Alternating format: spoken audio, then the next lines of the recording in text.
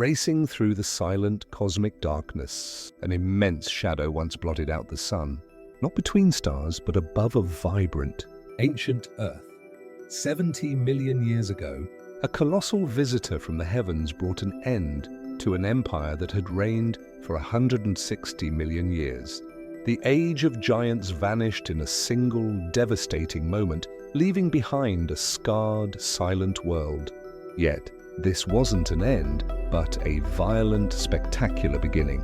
Tonight, on Tierra Hueca, we journey back through the deep slumber of geological time to a planet reborn from ash and dust.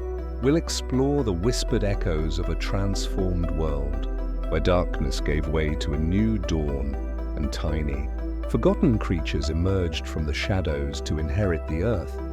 Prepare yourselves to drift through a forgotten epoch, where the stage was set for all life to come. In the quiet moment before the great silence fell, a shadow moved across the sky. It was not a cloud nor a passing celestial body, but a visitor from the depths of space, a rock of unimaginable size, traveling at a speed that is difficult for us to comprehend. For eons, life on Earth had thrived under the dominion of the great dinosaurs, but their reign was measured in moments as this cosmic wanderer, spanning some 6 miles in diameter, descended through the atmosphere. There was no sound, only the pressure of its approach, a feeling of stillness across the land as if the entire world held a single, collective breath. The impact itself was an event that transcends human understanding. Striking what is now the Yucatan Peninsula, it hit with the force of billions of atomic bombs. The very ground beneath it was not simply broken but vaporized in an instant. Its substance turned to a plume of superheated rock and gas that erupted back into the heavens. The shockwave that followed was not a simple roar, but a wall of force that flattened forests for thousands of miles in every direction, carrying with it a wave of searing heat. The rock of the Earth itself shuddered with a seismic event of an almost impossible magnitude, a tremor that would have been felt at every point on the globe, a deep and resonant hum that rattled mountains and opened rifts in the ground. Within moments of the collision, a massive, instantaneous tsunami rose from the Gulf of Mexico, a wave of liquid fury a mile high that pushed the ocean aside before crashing onto the newly shattered coastline. The debris of the impact, ejected from the crater at hypersonic speeds, pierced the atmosphere and arced across the planet. It was not a gentle rain, but a global hailstorm of fiery, molten glass and rock. As these fragments re-entered the atmosphere, the sky itself began to glow with the heat of a cosmic furnace. The air became superheated, a silent and invisible wave of thermal energy spreading across the globe, incinerating forests and grasslands, and igniting a global firestorm from continent to continent. Below this apocalyptic sky, the planet was transformed. The vibrant, thriving ecosystems that had once been the backdrop for the dinosaurs' reign were now consumed by fire and choked with ash. The atmosphere filled with fine dust and soot, a dark curtain drawn between the sun and the earth, a harbinger of the chilling darkness to come. The initial devastation was a whisper compared to the change it heralded. The world's surface had been fundamentally altered, its tranquility replaced by a new, silent, and desolate landscape. A blank canvas upon which the next chapter of life would begin to slowly, painstakingly be painted. The echoes of that single, catastrophic moment would resonate through every subsequent epoch of life on Earth. As the echoes of the cataclysm began to fade, a new and profound silence settled over the world. A stillness born of a sky no longer blue, but a deep, bruised grey. The atmosphere, once clear and life-giving, had become a vast, suffocating shroud. It was a cocktail of death, billions of tons of pulverized rock, vaporized from the impact site, now mixed with the fine, dark soot from the planetary firestorm. These particles, lighter than the initial fiery debris, rose high into the stratosphere, where they would linger for months, perhaps even years, acting as a profound veil against the sun's light. The effect was immediate and catastrophic. The bright, life-giving light that had powered photosynthesis for millions of years was gone. Plants, the foundation of every terrestrial food web, could no longer convert sunlight into energy. The vibrant green tapestry that had carpeted the land began to wither and die, a slow and mournful process unfolding in the new, permanent twilight. With the plants went the herbivores. Their food source vanished overnight, and with them, the last of the great carnivores, already reeling from the initial blast, faced an inescapable end. It was not a sudden demise, but a slow, cold starvation, a long and quiet fading into the perpetual darkness. This prolonged night brought with it a dramatic and severe drop in global temperatures, a phenomenon known as impact winter. Without the sun's warmth, the air cooled rapidly. Within weeks, the world that had once been lush and tropical saw temperatures plummet, with average global surface temperatures dropping by as much as 20 degrees Celsius. The cold was relentless, reaching even the once warm coastal waters and equatorial regions. It was a silent, unceasing cold that froze over lakes and rivers, trapping the last of the struggling aquatic life beneath a crystalline seal.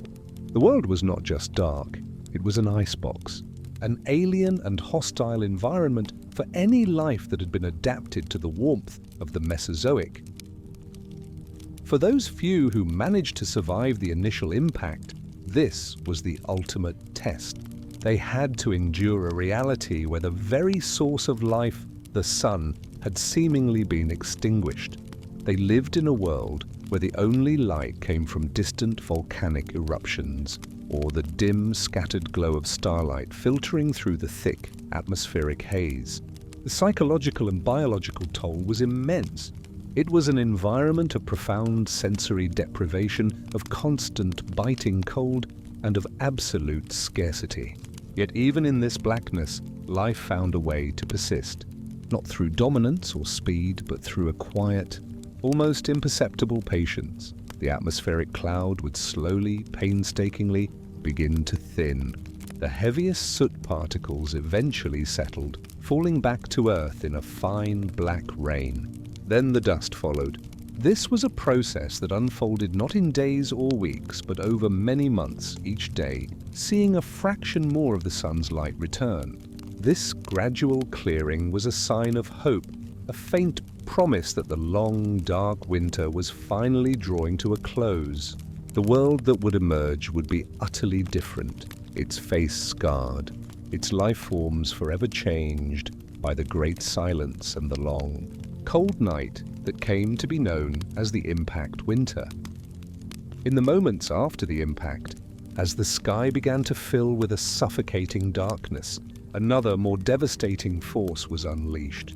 The debris ejected from the crater, superheated by friction as it arced high into space, began to fall back down to Earth. This was not a simple rain of rock. It was a planetary-scale heat pulse, an invisible wave of thermal energy that radiated from the re-entering material. This silent, searing heat washed across the globe, instantly igniting anything dry enough to burn. It was as if a giant, invisible switch had been flipped, turning the planet's vast, ancient forests into a single, interconnected tinderbox. The conflagration that followed was beyond all imagining. Forests on every continent burst into flames almost simultaneously. From the temperate woodlands of the north to the lush, humid rainforests of the tropics, a river of flame began to flow across the land. Its progress marked not by sound, but by an eerie, collective glow that could be seen from space. These were not the local wildfires we know today. These were global firestorms consuming biomass on an incomprehensible scale. Every twig, every leaf, every tree and bush that stood above ground was consumed, its energy released in a maelstrom of light and smoke. This planetary inferno had a profound impact on the already shattered atmosphere.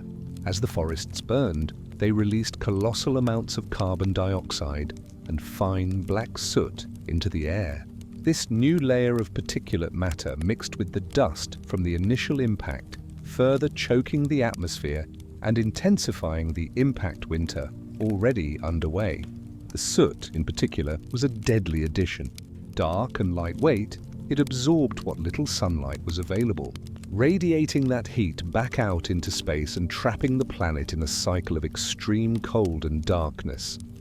The landscape left behind was a stark, somber sight. Once vibrant green worlds were reduced to a uniform, desolate canvas of charred wood and black ash.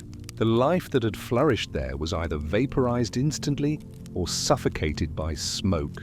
The soil was sterilized and the air was filled with the acrid smell of burnt earth. For millions of years, the planet had been shaped by the slow forces of geology and evolution. But in a single day, fire reshaped it entirely, leaving behind a profound and haunting silence. This was the first of many profound transformations, a fiery reset button pressed on a planet that would, against all odds, find a way to heal. As the fires dimmed and the darkness deepened, a new and insidious threat began to form high above the charred world. The immense power of the impact had not only vaporized rock, but had also unleashed the very chemical building blocks of a quiet catastrophe. The asteroid itself and the Earth's crust it struck were rich in sulfur-bearing minerals. When vaporized, these minerals released colossal quantities of sulfur trioxide gas into the atmosphere. This unseen element, a silent poison, mingled with the thick water vapor that still clung to the sky and began to perform a profound, slow-motion act of transformation.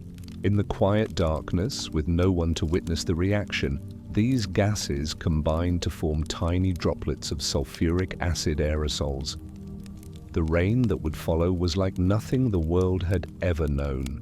It did not fall in a violent storm, but in a patient, relentless deluge that began and would not cease for months. Every drop was a silent, corrosive agent, falling through the still, ash-choked air. On land, the effect was immediate and stark. The leaves of any surviving plants, already struggling in the darkness and cold, were scorched and withered by the acidic burn. The fragile topsoil, all that remained of the once rich earth, was poisoned, its chemistry fundamentally altered, making it hostile to new life.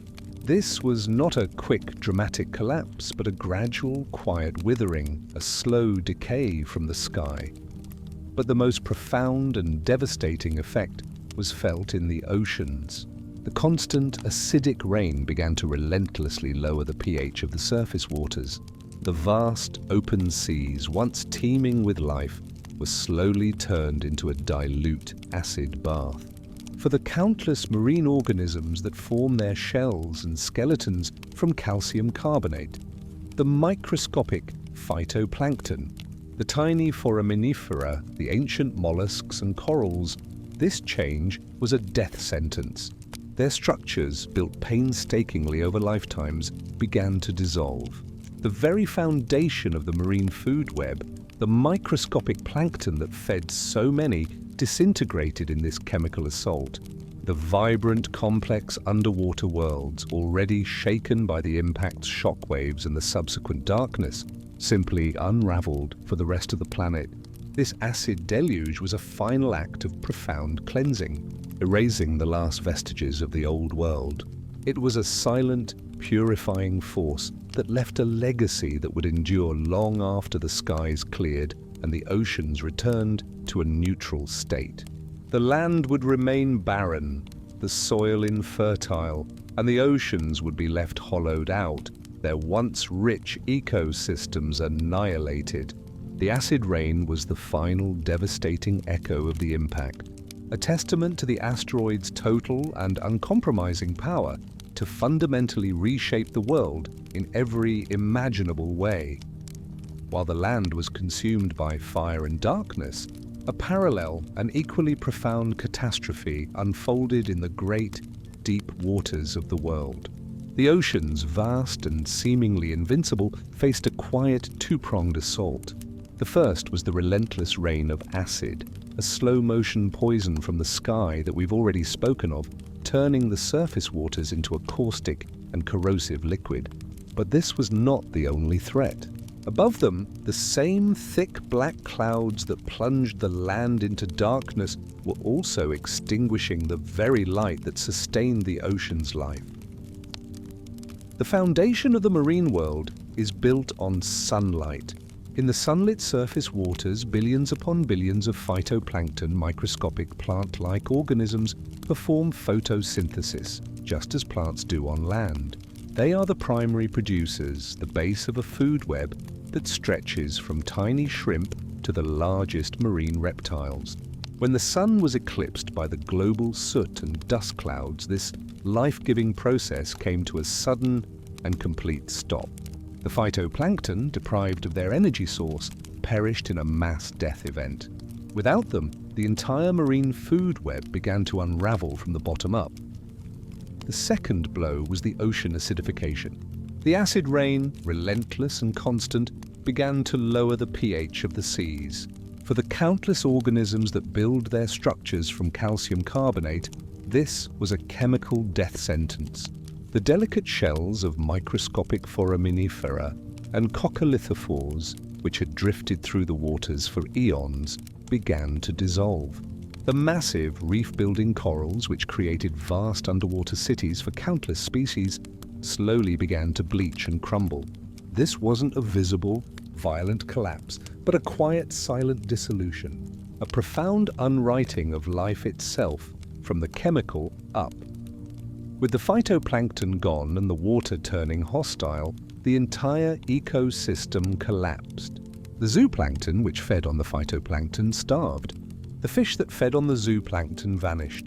The mighty marine reptiles, the ichthyosaurs and mosasaurs, already struggling, now faced a world where their prey was gone, leaving them to a slow and unavoidable end. The oceans, once a thrumming symphony of life, became vast, empty expanses. The water remained, but its essence was gone. For those few who survived, they did so by finding refuge in the deep, in environments that were less affected by the surface changes, or by scavenging on the remains of the dead. The fossil record is a stark testament to this quiet catastrophe. In the geological layers corresponding to this time, the vibrant, diverse fossils of marine organisms abruptly cease, leaving behind a stark, barren layer. A geological silence that speaks of an event so profound, it wiped out the very foundation of an entire world. The silent seas were the final, mournful echo of the asteroid's power, leaving behind a profound emptiness waiting to be filled by a new generation of life. After the global fires and the silent dissolution of the seas, a profound stillness settled over the planet.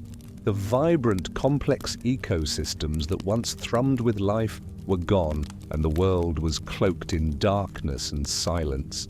Yet, beneath this desolate surface, in the quietest, most hidden corners of the earth, life found a way to persist. It was not the great and mighty who inherited this new world, but the small, the patient, and the adaptable. Their survival was a quiet testament to resilience, a hidden story of endurance told not through speed or strength, but through a profound stillness. The first key to survival was a simple matter of scale. Smallness became a shield. While the towering forms of the dinosaurs were exposed to the full force of the heat pulse and the falling debris, tiny creatures could find refuge in the most humble of places. They needed less food and water, their miniature metabolisms allowing them to subsist on the scant resources available. A crevice in a rock, a hollow log, a deep fissure in the earth, these small, natural shelters became sanctuaries against a global apocalypse. This simple physical trait was the single most important factor in whether a creature vanished or endured. But being small alone was not enough. The The most successful survivors were those who had learned to live in the Earth itself. They were the burrowing animals. As the searing heat waves swept across the planet, the soil provided a profound and unexpected form of protection. The ground is a natural insulator, and a few feet beneath the surface, the temperature remained stable, untouched by the inferno above. A simple burrow, a hole dug for shelter or for food, became a deep earthen sanctuary, a peaceful refuge from the firestorm. As the impact winter began its long, cold reign, these same burrows provided insulation from the biting cold, a haven of stable temperature while the world above them froze. It was in these quiet, subterranean worlds that the future of life lay hidden, a profound and patient waiting. For those in the freshwater realms, the strategy was different, but the outcome was similar. While the oceans were being poisoned by acid rain, freshwater species in lakes and rivers had a relative advantage. The sheer volume of water in a deep lake provided a thermal buffer against the cold. The muddy bottoms and the silt provided a shield against falling debris and the initial shock. Amphibians, with their ability to live both in water and on land, and some fish, could dive deep or bury themselves in the mud, finding a quiet pocket of stability while the air above was pure poison. The water acted as a filter, and the depths provided a constant, if fragile, refuge. Their survival was a quiet, almost motionless endurance in a world that had gone mad. And finally, the ultimate key to outliving the catastrophe was an ability to eat anything. In a world where entire food chains had collapsed, a generalized diet was a superpower. The specialized herbivores, those who fed on a single type of plant, starved as their food source vanished in the darkness. The great carnivores who preyed on those herbivores starved in turn. But the small, unassuming creatures who were omnivores or scavengers had a profound advantage. They could eat the remaining seeds and roots, the decaying organic matter from the dead, or the rare insects that had survived. They were not dependent on a fragile single-link food chain, but could adapt to whatever the desolate world offered. This flexibility, this lack of culinary preference, was a gift that ensured their survival. So in the end, the profile of the ultimate survivor was a blend of these quiet strengths.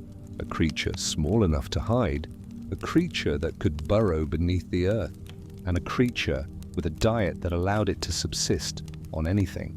These were the patient, forgotten beings who quietly weathered the storm. From their secluded burrows and from the relative safety of the freshwater depths, they waited. They were the hidden seeds of a new world, a testament to the idea that in times of profound change, the most powerful force is not destruction, but quiet, unyielding endurance. Their long, patient sleep in the dark was the beginning of the next great chapter of life. After the fires had consumed the continents and the acid had cleansed the skies, the world that remained was a desolate and silent place. The rich, diverse plant life that had flourished for millions of years was gone, leaving behind a scarred, black and barren landscape. On the surface, it seemed that the green world had been unwritten entirely. Yet, in the quiet aftermath of such profound devastation, a microscopic promise was already taking to the wind, carried on the faintest of breezes. These were the spores of the ferns, and they were about to begin the long, patient work of resurrection. Unlike the flowering plants that rely on seeds, which are susceptible to fire and extreme temperatures, ferns reproduce using microscopic, resilient spores. These tiny particles, almost invisible to the naked eye, are encased in a tough, durable outer layer built to withstand the harshest conditions. They had floated through the fiery skies, survived the long, dark winter, and now they were beginning to settle on the ash-covered surface of the new world. This single biological difference gave them a profound evolutionary advantage. While the seeds of the old world lay dormant or had been incinerated, the fern spores were poised to colonize a planet with no competition. Geologists who study this period in the Earth's history have found a silent, striking record of this event.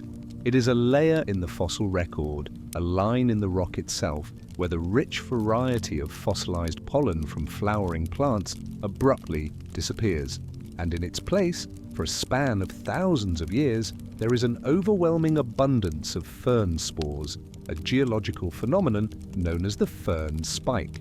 This spike is a powerful and somber testament to the scale of the global collapse. It tells us that almost all other forms of plant life vanished, and that for a period of time, the world was a fern-dominated landscape, a quiet testament to their unyielding resilience.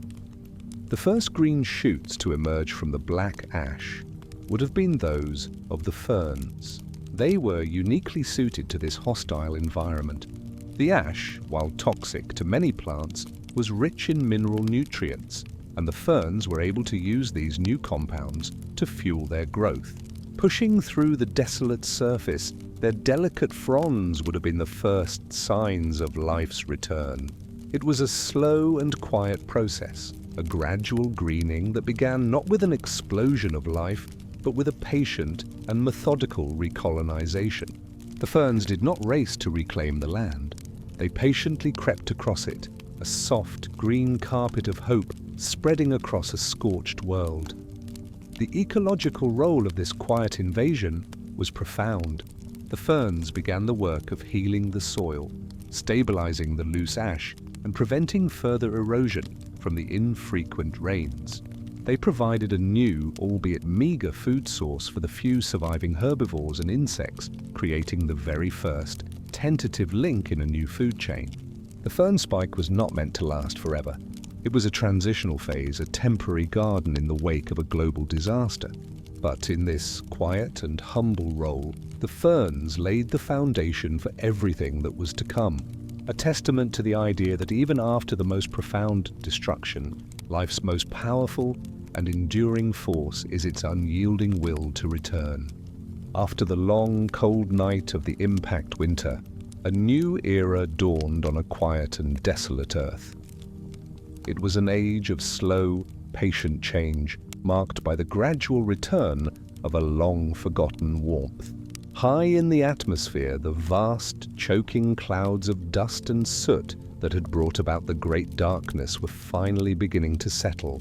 The heaviest particles, like a fine black snow, had already fallen to the surface, but the microscopic, resilient dust motes lingered for many more months, a hazy veil that diffused the sun's light.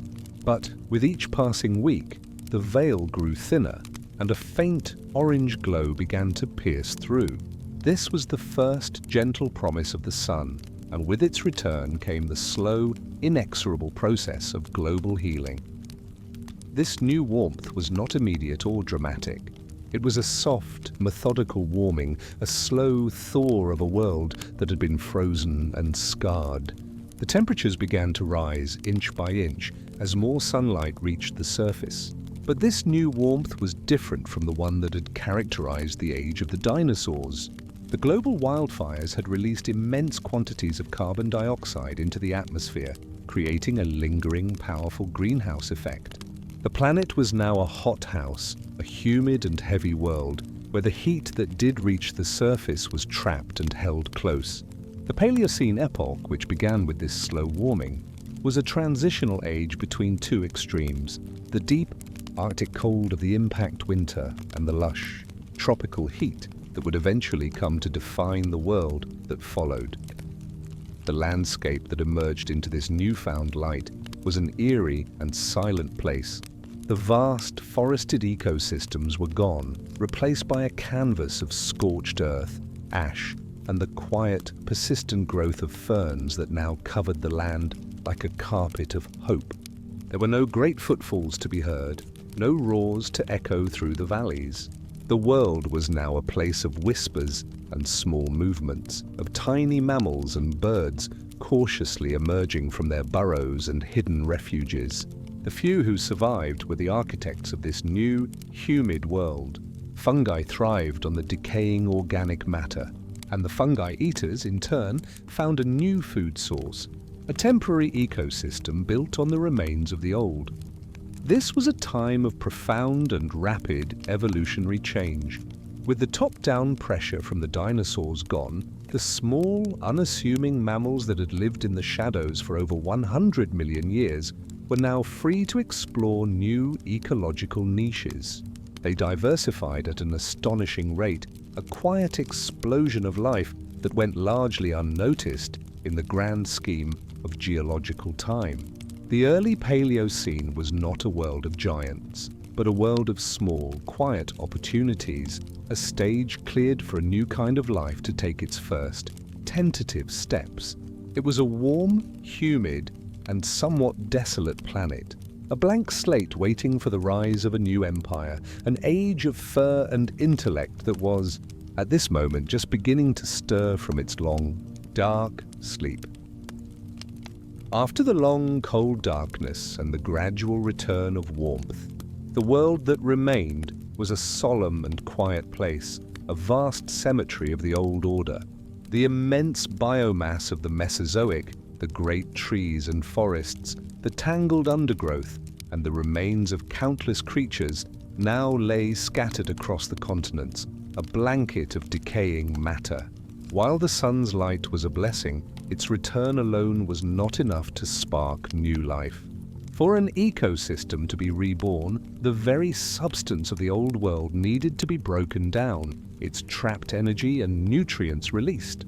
This was the silent, profound work of an ancient kingdom, an army of quiet decomposers, the fungi. Fungi are not plants. They are a separate and unique kingdom of life. They do not feed on sunlight, but on decay. In the early Paleocene, they found a world of unimaginable opportunity. Beneath the layer of ash and scorched earth, a vast hidden network began to stir. This was the mycelium, the intricate thread-like web that forms the true body of a fungus. Like an underground nervous system, this network spread silently through the decaying wood and dead organic matter, a patient and tireless army of recyclers. They released powerful enzymes that dissolved the tough cellular walls of plants, breaking down the complex molecules of the old world into their simple, elemental components. The work of this silent army was absolutely crucial. The nutrients from the dead world were locked away, bound up in the decaying biomass. Without the fungi, they would have remained trapped, and the new, emerging plants would have found no fertile ground to take root. The fungi were the essential bridge between the past and the future, the alchemists of the Paleocene. They quietly transformed death into life, a process of profound and sacred recycling that laid the foundation for every subsequent ecosystem. In a world of quiet desolation, the work of the fungi was the sound of renewal, a slow and methodical transformation. As this unseen work continued, the first signs of their labor would have appeared above ground. The fruiting bodies we know as mushrooms would have emerged from the charred earth and decaying wood, a quiet, almost whimsical sign of the immense, unseen activity below. They would have been the first visible testament to the profound and silent work of the mycelial networks beneath. This was a world reborn not from a bang, but from a quiet, pervasive feast. The fungi, with their simple yet powerful mission, were the quiet custodians of the transition, ensuring that nothing was wasted. They took the ashes of the old world and turned them into the fertile soil for the new, a testament to the quiet, enduring power of decomposition. After the long, cold darkness and the gradual return of warmth, the world that remained was a solemn and quiet place, a vast cemetery of the old order. The immense biomass of the Mesozoic, the great trees and forests, the tangled undergrowth, and the remains of countless creatures now lay scattered across the continents, a blanket of decaying matter. While the sun's light was a blessing, its return alone was not enough to spark new life. For an ecosystem to be reborn, the very substance of the old world needed to be broken down, its trapped energy and nutrients released. This was the silent, profound work of an ancient kingdom, an army of quiet decomposers, the fungi. Fungi are not plants. They are a separate and unique kingdom of life. They do not feed on sunlight, but on decay. In the early Paleocene, they found a world of unimaginable opportunity. Beneath the layer of ash and scorched earth, a vast hidden network began to stir. This was the mycelium, the intricate thread-like web that forms the true body of a fungus. Like an underground nervous system, this network spread silently through the decaying wood and dead organic matter, a patient and tireless army of recyclers. They released powerful enzymes that dissolved the tough cellular walls of plants, breaking down the complex molecules of the old world into their simple, elemental components. The work of this silent army was absolutely crucial. The nutrients from the dead world were locked away, bound up in the decaying biomass. Without the fungi, they would have remained trapped, and the new, emerging plants would have found no fertile ground to take root. The fungi were the essential bridge between the past and the future, the alchemists of the Paleocene. They quietly transformed death into life, a process of profound and sacred recycling that laid the foundation for every subsequent ecosystem. In a world of quiet desolation, the work of the fungi was the sound of renewal, a slow and methodical transformation. As this unseen work continued, the first signs of their labor would have appeared above ground. The fruiting bodies we know as mushrooms would have emerged from the charred earth and decaying wood, a quiet, almost whimsical sign of the immense, unseen activity below. They would have been the first visible testament to the profound and silent work of the mycelial networks beneath. This was a world reborn not from a bang, but from a quiet, pervasive feast. The fungi, with their simple yet powerful mission, were the quiet custodians of the transition, ensuring that nothing was wasted. They took the ashes of the old world and turned them into the fertile soil for the new, a testament to the quiet, enduring power of decomposition. For more than 100 million years, the world was a kingdom of giants. And in that kingdom, another, much quieter world existed in the shadows. For the tiny, shrew-like mammals of the Mesozoic, life was a story of survival told in the darkness. They were creatures of the night, scurrying beneath the feet of the great dinosaurs, living a hidden existence, sustained by a diet of insects and a profound sense of caution.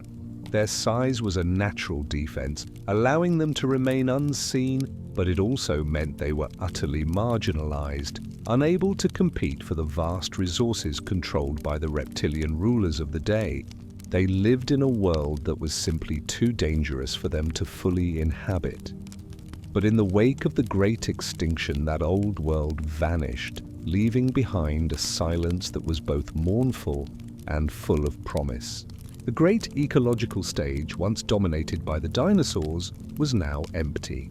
The absence of the large predators, the tyrannosaurs and raptors, created an unprecedented opportunity, a profound void just waiting to be filled. The quiet, hidden life that had once been a necessity was no longer a limitation. For the first time in their long history, mammals could step out of the shadows. It was a slow, tentative exploration. The first to emerge were the same small, unassuming survivors, the ultimate generalists of the catastrophe. No longer constrained by fear, they began to cautiously explore new environments, pushing into new territories with a quiet curiosity. They started to experiment with their diets, tasting the roots and seeds that now lay unclaimed. This newfound freedom to eat a wider variety of food was the catalyst for an astonishing burst of diversification. Different groups began to specialize, each one taking a small step in a different direction. Some would remain on the forest floor, feasting on the decaying matter that the fungi were so patiently recycling. Others began to climb the new, emerging trees, finding refuge and food in the high canopy. The Paleocene was a world of quiet change. The humble mammals, which had once been a single, constrained lineage, began to branch out, a quiet explosion of life that was just as profound as the catastrophe that preceded it. They began to evolve in new and exciting ways, with some lineages developing strong jaws to chew on tough plants, while others developed teeth for grinding nuts. This was the dawn of new families of mammals, the first ancestors of the great diversity we see today. They were still small, still humble, and still very much in the mists of a world not yet defined. But their simple acts of survival and exploration were laying the foundation for an entirely new age. The Paleocene was their moment, a quiet proving ground where they could take their first tentative steps towards dominance. The world that had been ruled by a few giants was now a place of 1,000 small opportunities, a hothouse of evolutionary experimentation. The rise of mammals was not a triumphant roar, but a silent, patient blooming from the darkness, a testament to the enduring power of a species that was simply ready to inherit the earth. While the great, global tapestry of life was beginning to be rewoven on the land, a different, more quiet story was unfolding high above. It was a story told in the branches of the world's new, recovering forests, a story that would one day lead to us. In the warm, humid air of the Paleocene epoch, a small, unassuming group of creatures was taking to the trees, beginning a long journey that would shape the future in ways no one could have imagined. These were the Plesiadapiforms, the ancient relatives of the primates and their quiet, arboreal life was the very first chapter in our own lineage. Imagine a world not yet defined by great beasts, but by a sense of calm and opportunity. In this world, a creature no larger than a small squirrel or a tree shrew scurried through the branches. It was a humble existence, spent largely in the twilight and the cool night air, in search of insects and new emerging fruits. Their life was a simple story of survival, yet hidden within their quiet forms were the profound seeds of a new kind of animal. They were the first to show the small, subtle characteristics that would one day set primates apart from all other mammals. One of the most remarkable of these quiet adaptations was in their hands and feet. Unlike the sharp claws of most mammals, which were designed for digging or climbing by piercing bark, the Plesiadapiforms had begun to develop flattened nails. And while not yet fully opposable, their thumbs and big toes were already showing the early signs of a change, giving them a better grip on branches.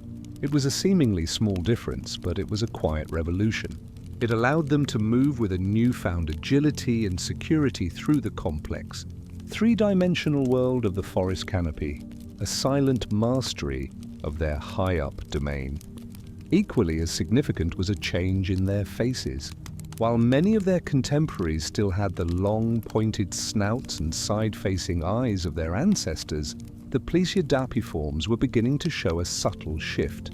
Their eyes were slightly more forward-facing, a quiet adaptation that provided a rudimentary form of binocular vision. This gave them better depth perception, an invaluable tool for a creature that lived a life of jumping from branch to branch. It was a step away from a world of smell and instinct, and a step toward a world of vision and precision, a path that would culminate in the deep, intelligent gaze of modern primates. They were not yet the true primates that would follow. They were a curious side branch, an early and sometimes clumsy experiment in what was possible. Their story is a powerful reminder that the most profound changes in life often begin in the quietest and most unassuming ways. The rise of a great new lineage did not start with a roar or a display of power, but with the silent, hesitant steps of a tiny, tree-dwelling creature in a warm, humid world. In the mists of the Paleocene, our distant ancestors were simply trying to find their way. And in doing so, they began a journey that would echo for millions of years. In the quiet aftermath of the Great Extinction, as the world's plants began to slowly return, a new and profound opportunity emerged on the land. The ecological role of the great herbivores, once held by the massive hadrosaurs and sauropods, now lay vacant. The ground was open, the food was there for the taking, and a new kind of animal was ready to claim it. This was the era of the archaic ungulates, a forgotten lineage of hoofed mammals that began a quiet, rapid evolution in the humid warmth of the Paleocene. At first, they were humble creatures no larger than a cat or a small dog. They were part of an extinct order known as condylarths, and their early forms were unassuming, with simple, five-toed feet and short legs. They moved tentatively through the recovering forests, eating whatever they could find. They were not yet the specialized grazers and browsers of today, but within their simple forms lay the genetic potential for a profound transformation. The absence of competition and the abundance of newly available plant life served as a powerful catalyst for change. The diversification that followed was astonishingly swift, at least in geological terms. Different groups of these archaic ungulates began to specialize, each one evolving to fill a unique ecological niche. Some began to develop more powerful teeth, their jaws and molars adapting to grind the tougher, more fibrous plants that were beginning to emerge. Others began to grow in size, a silent, gradual increase as they began to consume more and more food. They were no longer confined to the shadows. They were free to move across the open landscapes, and their bodies began to adapt to a life in the open. Their feet, in particular, began to change. The 5 separate toes began to consolidate, a quiet evolution toward the hoofed forms that would dominate later epochs. The Paleocene was a world of giants in the making, and the condylarths were the first. They began to grow to the size of sheep and then ponies, with some reaching the size of small bears. They were not yet the great thundering herds that would define later ages, but their presence was a fundamental force in the new world. They shaped the plant communities with their browsing and grazing, and they provided the crucial food source for the emerging carnivores. Their existence was a quiet, necessary step in the rebirth of the Earth's terrestrial ecosystems. The story of the archaic ungulates is a testament to the power of opportunity. In a world that had been emptied of its great plant eaters, they rose from humble beginnings to fill a fundamental role. Their rapid diversification was a quiet explosion of life, a silent testament to the enduring force of evolution. Their patient, hoofed steps across the Paleocene landscape were the foundation for the age of mammals, a profound and beautiful story of quiet inheritance. As the land was being quietly reclaimed by patient fungi and the first small mammals, a similar story of rebirth unfolded in the skies. The great, soaring pterosaurs and their smaller flying reptile cousins, which had ruled the air for millions of years, were gone. Their immense, leathery wings were no longer a common sight. This left the aerial domain empty, a vast, clear expanse waiting for a new master. And the creatures that were ready to claim it were the birds, the direct descendants of the non-avian dinosaurs themselves. They had quietly survived the catastrophe, and now they were poised to begin their magnificent renaissance. The birds that survived the great extinction were likely small, agile, and incredibly resilient. Their ability to fly was a profound advantage, allowing them to escape the immediate firestorms and to quickly relocate in search of new food sources. Many of the survivors were likely omnivores or scavengers, able to subsist on seeds, insects, and decaying matter, a diet that was crucial in a world of profound scarcity. Their small size and high metabolism meant they could find sustenance where larger creatures could not. In the quiet darkness of the impact winter, they were the quiet witnesses, enduring a world that seemed designed for their demise. But with the clearing of the skies and the gradual return of plant life, they began an astonishing wave of diversification.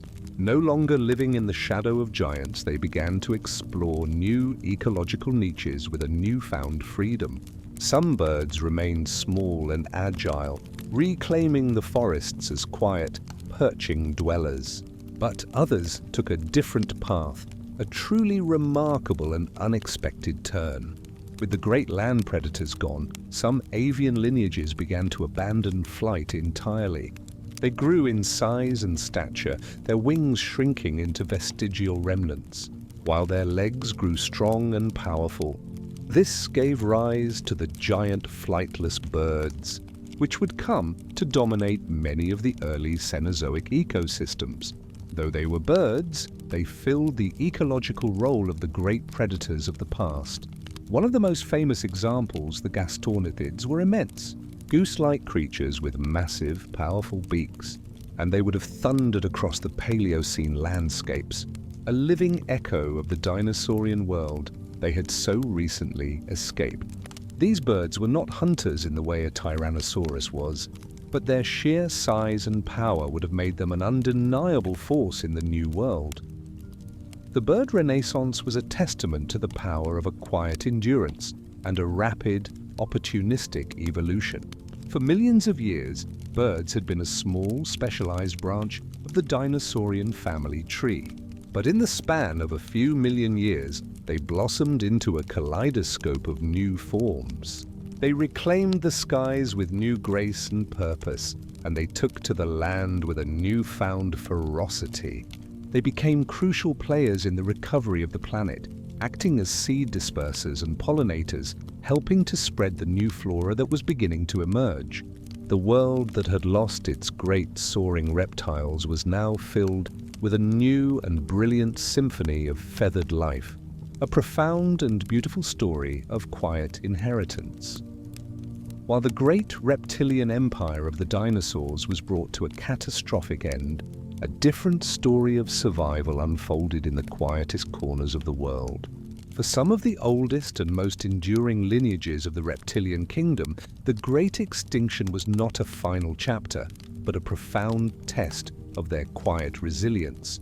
And in the wake of the world's devastation, creatures like crocodilians, turtles, and snakes proved that they were perfectly adapted for a world of quiet change. Their survival was a testament to a patience and a simplicity that was far more powerful than sheer size.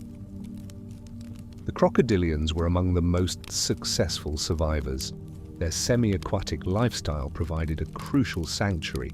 As the planet burned and froze, they could simply retreat to the relative stability of freshwater rivers and swamps, where the water's immense thermal mass shielded them from the most extreme temperature fluctuations. But their true secret lay in their metabolism. As cold-blooded creatures, they needed very little food to survive. In a world where every plant and animal was vanishing, a crocodilian could simply slow its body to a state of near dormancy, entering a quiet torpor in the mud, waiting out the long, dark winter until food and warmth returned. They simply endured with an unyielding patience, a silent, living echo of a world long gone. The story of the turtles is one of a perfect, ancient design. Their very bodies were a natural fortress. The bony shell, a product of millions of years of evolution, provided an unbreakable shield against the initial heat pulse and the rain of debris. They could simply withdraw into their private fortresses and wait. Like the crocodilians, their slow metabolism allowed them to survive on minimal resources. They were a living testament to the power of defense over offense, a quiet, protected life that allowed them to weather a storm that toppled giants. From the great sea turtles to the small freshwater terrapins, their lineage, already ancient, passed through the great extinction almost as if it were a minor inconvenience. And, in the shadows of the recovering world, the snakes began their quiet, successful march. Their small size and flexible burrowing bodies were an immediate advantage. They could retreat into crevices, under rocks and into the earth, escaping the surface-level devastation. Their ability to go long periods without food and to hunt small, opportunistic prey like insects and small mammals made them the perfect predators for a world where resources were scarce. Their venomous fangs, a quiet weapon honed for millions of years, gave them a profound advantage in a world where speed and power were no longer the dominant forces. These three lineages, and others like them, were the living bridge between the dinosaurian age and the new age of mammals. While the great, flamboyant forms of their cousins were extinguished, their quiet, simple designs ensured their survival. They were not the dominant rulers of the new world, but they were its consistent and enduring presence. They would go on to diversify and continue their evolutionary paths, a living, breathing reminder that sometimes the most powerful form of resilience is not to change the world, but to simply survive it. While the great mammals were beginning their quiet rise and the birds were reclaiming the skies, a silent, countless army of life was also at work, a force so small and numerous as to be almost invisible. The insects, which had lived in the shadows of the dinosaurs for millions of years, found themselves in a world that was both desolate and full of profound opportunity. Though their populations were severely impacted by the fires and the cold, their incredible resilience ensured they would be the quiet foundation upon which all other life was rebuilt. Their survival was a story of quiet, perfect design. Their small size was a shield, allowing them to find refuge in the smallest of crevices, beneath rocks and deep within the soil, protecting them from the most extreme heat and falling debris. For those that couldn't hide, their ability to enter a dormant state, a kind of quiet biological stasis known as diapause, allowed them to simply shut down their life processes and wait out the long, cold darkness. And when the warmth returned and a new food source became available, their sheer numbers and rapid reproductive rate allowed them to rebound with an astonishing speed that no larger animal could match. In the early Paleocene, a world with little plant diversity and a vast amount of decaying organic matter, the insects became the planet's primary recyclers and decomposers. Beetles and ants in particular flourished, quietly breaking down dead wood and other organic material, returning vital nutrients to the soil. In the absence of large terrestrial life, this was an absolutely crucial role, a silent, constant work that healed the scarred Earth. They were the clean-up crew of a planetary graveyard, and their tireless labor paved the way for the new life that was to come. But their most profound role was yet to come. As the first flowering plants, or angiosperms, began their slow return, a quiet partnership began. The flowers needed a way to spread their pollen, and the insects needed a new food source. This began a process of co-evolution, a silent dance between the plant and the pollinator that would lead to an incredible diversification. Bees, moths, butterflies, and flies, among others, evolved to feed on the nectar and pollen of the new flowers, and in return, they carried the seeds of new life from one plant to another. The air, which was once filled with a suffocating darkness, was now filled with the silent flutter of insect wings, a beautiful and essential act of collaboration. And in a world of small mammals and birds, insects became the single most important component of the new food webs. They were the primary source of protein for the surviving amphibians, reptiles, birds, and the small, scurrying mammals that would go on to inherit the Earth. Without this constant, renewable source of food, the new age of mammals could not have begun. The insects were not the most magnificent of creatures, but in their small, countless numbers, they were the quiet and unyielding foundation of the new world, a testament to the idea that the greatest forces of change often move in silence. While the land was slowly being recolonized, a parallel, equally profound story of renewal was unfolding in the deep blue. The oceans, once a thrumming symphony of life, had been reduced to a vast, silent emptiness. The acid rain had ceased and the sunlight was slowly returning, but the ecological foundations had been shattered. The microscopic plankton were gone, and with them the countless creatures that relied on them. The great, coiled ammonites and the immense, streamlined mosasaurs were nothing more than quiet echoes. Yet, In this profound and beautiful stillness, the ocean began its long, patient journey of healing. The first essential step was the return of the phytoplankton. These microscopic plant-like organisms are the base of the entire marine food web. As the sun's light filtered back into the water, they began to perform the quiet, life-giving work of photosynthesis once more. Billions upon billions of them, too small to see, started to multiply, a silent and imperceptible greening of the deep blue. With them returned the microscopic zooplankton, their primary consumers. Together, these two unseen forces began the patient work of rebuilding the ocean's intricate web of life from the very bottom up, a fundamental chemical recomposition of a world that had almost vanished. The great ecological void left by the extinct marine life was now open. The oceans, once so full, were now an empty stage, a vast, clear expanse waiting for a new cast of characters. And they began to arrive. New species of fish and invertebrates, which had survived the catastrophe by finding refuge in deep, less affected waters or in coastal areas, began to diversify with an astonishing speed. The fish in particular, especially the teleosts or modern bony fish, began a quiet, explosive evolution, filling every conceivable niche that the ancient marine reptiles had once occupied. They evolved into 1,000 new shapes and sizes, from small, bottom-dwelling scavengers to fast, agile, open-water predators. The great predators of the old seas were gone, but their legacy was not. New lineages of sharks, ancient survivors in their own right, began their quiet ascent to the top of the food chain.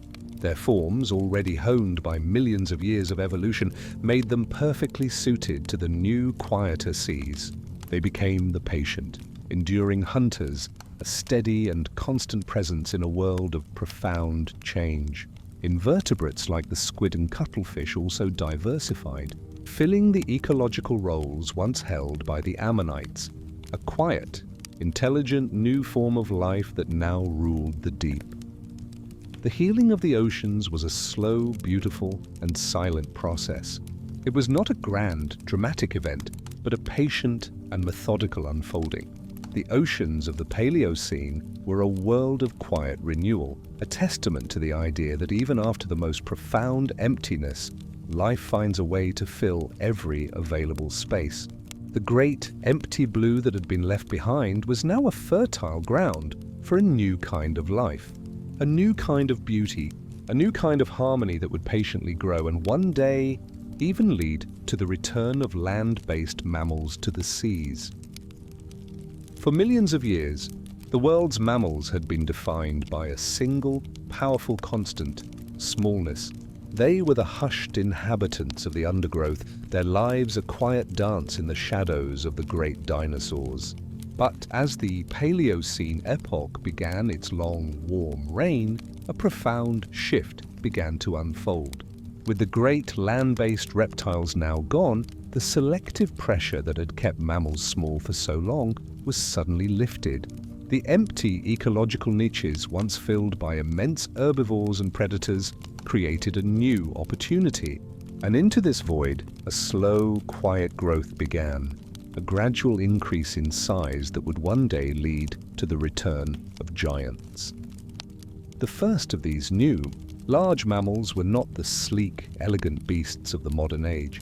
They were curious, transitional creatures, their bodies a mix of ancient and emerging traits. One of the most remarkable of these early giants was Coryphodon. Imagine a creature the size of a modern hippo with a squat, robust body and a face that was both wide and somewhat blunt. This was a ground-dwelling herbivore, a lumbering browser that moved slowly and deliberately through the swampy, water-rich environments of the early Paleocene. It was a peaceful and somewhat clumsy giant, a testament to the fact that large size was once again possible. Its very presence on the landscape was a signal that the age of smallness had ended. And in the shadows of these new, emerging herbivores, a new kind of predator began to appear.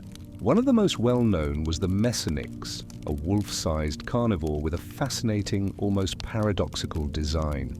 While it hunted like a predator, its feet were not tipped with claws but with hooves, a distant echo of its archaic ungulate ancestry. The Mesonyx was a quiet stalker, a patient hunter that filled the ecological role once held by smaller theropod dinosaurs. Its hunting was a silent, graceful dance, a testament to the fact that a new kind of carnivore, one with fur and a warm-blooded metabolism, was now able to dominate its environment.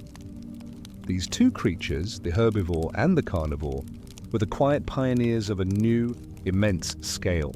They were not the final forms and they would not survive the full course of the Cenozoic, but their existence proved a fundamental truth. Life, when given an opportunity, will always grow to fill the space it is given. The Paleocene was a testing ground, a world of biological experimentation where many different lineages tried on the mantle of large size. It was a world of hushed footfalls and small roars, a transition between two different empires. But in this quiet and humble dawn, the seeds of a new era of giants were sown, a testament to the powerful, unstoppable force of evolution. As the Paleocene epoch began its long, quiet reign, a powerful and invisible force was at work, a force that was slowly and patiently reshaping the very face of the planet. While the initial dust and soot from the impact had settled, a different and more enduring atmospheric change had taken hold. The immense carbon dioxide released by the global wildfires lingered in the air, creating a powerful, long-term greenhouse effect. This was not a swift, destructive force, but a gradual and inevitable warming trend that would define the climate for millions of years to come. And its most profound effect was a widespread and beautiful return of the forests. This rising global temperature led to a remarkable transformation. The temperate and tropical zones began to spread, slowly and inexorably, from the equator toward the poles. What we now know as the Arctic and Antarctic regions were not frozen wastelands, but warm, lush environments, a kind of global hothouse where temperate and even subtropical forests flourished. The world had become a more uniform place, a continuous belt of humid, life-giving climates that allowed plants to spread across continents that are now isolated by cold oceans. The land was not a mosaic of disparate climates, but a single, interconnected green tapestry. The forests that grew were a stark contrast to the charred landscapes of the post-impact world. They were thick, dense, and full of life, with canopies so intertwined they created a world of perpetual shade on the forest floor. Ferns and new, resilient flowering plants competed for sunlight, and the ground was a constant, humid symphony of decay and rebirth. The sheer abundance of this new plant life provided an unending source of food and shelter for the emerging mammals. The small, secretive creatures that had survived the extinction could now climb into a world of branches, a safe and food-rich environment that was a perfect proving ground for their quiet diversification. This tropical spread was the great accelerator of the Paleocene. It created a world of abundant resources with no shortage of water or warmth, and it was a direct result of the long-term changes to the atmosphere. It was a world without the sharp, dramatic seasonal changes we know today, a world of gentle, continuous growth. The land was not a place of scarcity, but of quiet abundance, and the animals and plants that inhabited it were able to grow and evolve at an astonishing pace. The tropical spread was a testament to the planet's ability to not only heal from a catastrophe, but to completely redefine itself. The Paleocene was a world of quiet transformation, where a warm, humid atmosphere and a blanket of green and lush forests laid the foundation for the most spectacular age of mammals that was yet to come. It was a world of quiet flourishing, a beautiful and gentle journey from ashes to abundance. For millions of years, the Paleocene had been a time of slow, patient warming, a gradual journey from the deep cold of the impact winter to a lush, humid world. But about 56 million years ago, this quiet journey was punctuated by a brief but profound event, a sudden and dramatic shift that would test the adaptability of all life on Earth. This was the Paleocene-Eocene thermal maximum, or PETM, a quiet, powerful spike in global temperatures that occurred in a geologically fleeting moment. It was a time of immense, rapid change, a planetary response to a massive release of carbon. The cause of this event was a kind of planetary burp, a sudden release of immense quantities of carbon into the atmosphere and oceans. The exact source is still debated, but evidence points to a combination of factors, including a period of intense volcanic activity and, more dramatically, a massive release of methane from frozen deposits on the ocean floor. This was not a gradual process. It was a sudden influx of greenhouse gases that acted as a powerful blanket, trapping heat and causing global temperatures to soar. In a geological blink of an eye, the Earth became a far hotter place, with average global temperatures rising by as much as 5 to 8 degrees Celsius. This rapid warming had a profound and immediate effect on the planet's ecosystems. The polar regions, which were already warm and forested, became astonishingly hot and humid. This led to a kind of planetary redistribution of life. Many species were forced to migrate toward the poles in search of cooler temperatures. This forced migration had a remarkable consequence. It created a kind of global highway. Species that had been isolated on different continents, separated by vast oceans, were now able to move across land bridges that had become viable in the new, warmer world. This mingling of life forms set the stage for an incredible burst of evolutionary change. The Paleocene-Eocene thermal maximum was a test of life's adaptability, and the results were spectacular. The rapid warming and the abundance of carbon in the atmosphere, which acted as a powerful fertilizer for plants, fueled a quiet explosion of life. In the geological layer of the PETM, we see the sudden and widespread appearance of many new mammal groups. This was a time of evolutionary innovation, a period where life was forced to experiment and adapt to new conditions. It was during this time that the first true primates appeared, as well as the earliest ancestors of modern horses, creatures that were still tiny but already perfectly suited for a world that was becoming a new kind of hot and humid. The PETM was a brief but powerful punctuation mark in the long, quiet story of the Paleocene. It was a testament to the fact that climate change, even when a product of natural forces, can act as a profound evolutionary pressure. It forced life to adapt, to move, and to change in a way that nothing had before. It was a quiet, dramatic event that fundamentally reshaped the course of life on Earth, and it set the stage for the immense diversity that would define the next great epoch. As the first large mammals began their quiet ascent, and the world's forests spread, another, much quieter, and far more numerous revolution was unfolding. It was a revolution not of size or of power, but of simplicity and adaptability. This was the age of the rodents, a new kind of mammal that first appeared in the Paleocene and would go on to become the most successful and widespread order on the entire planet.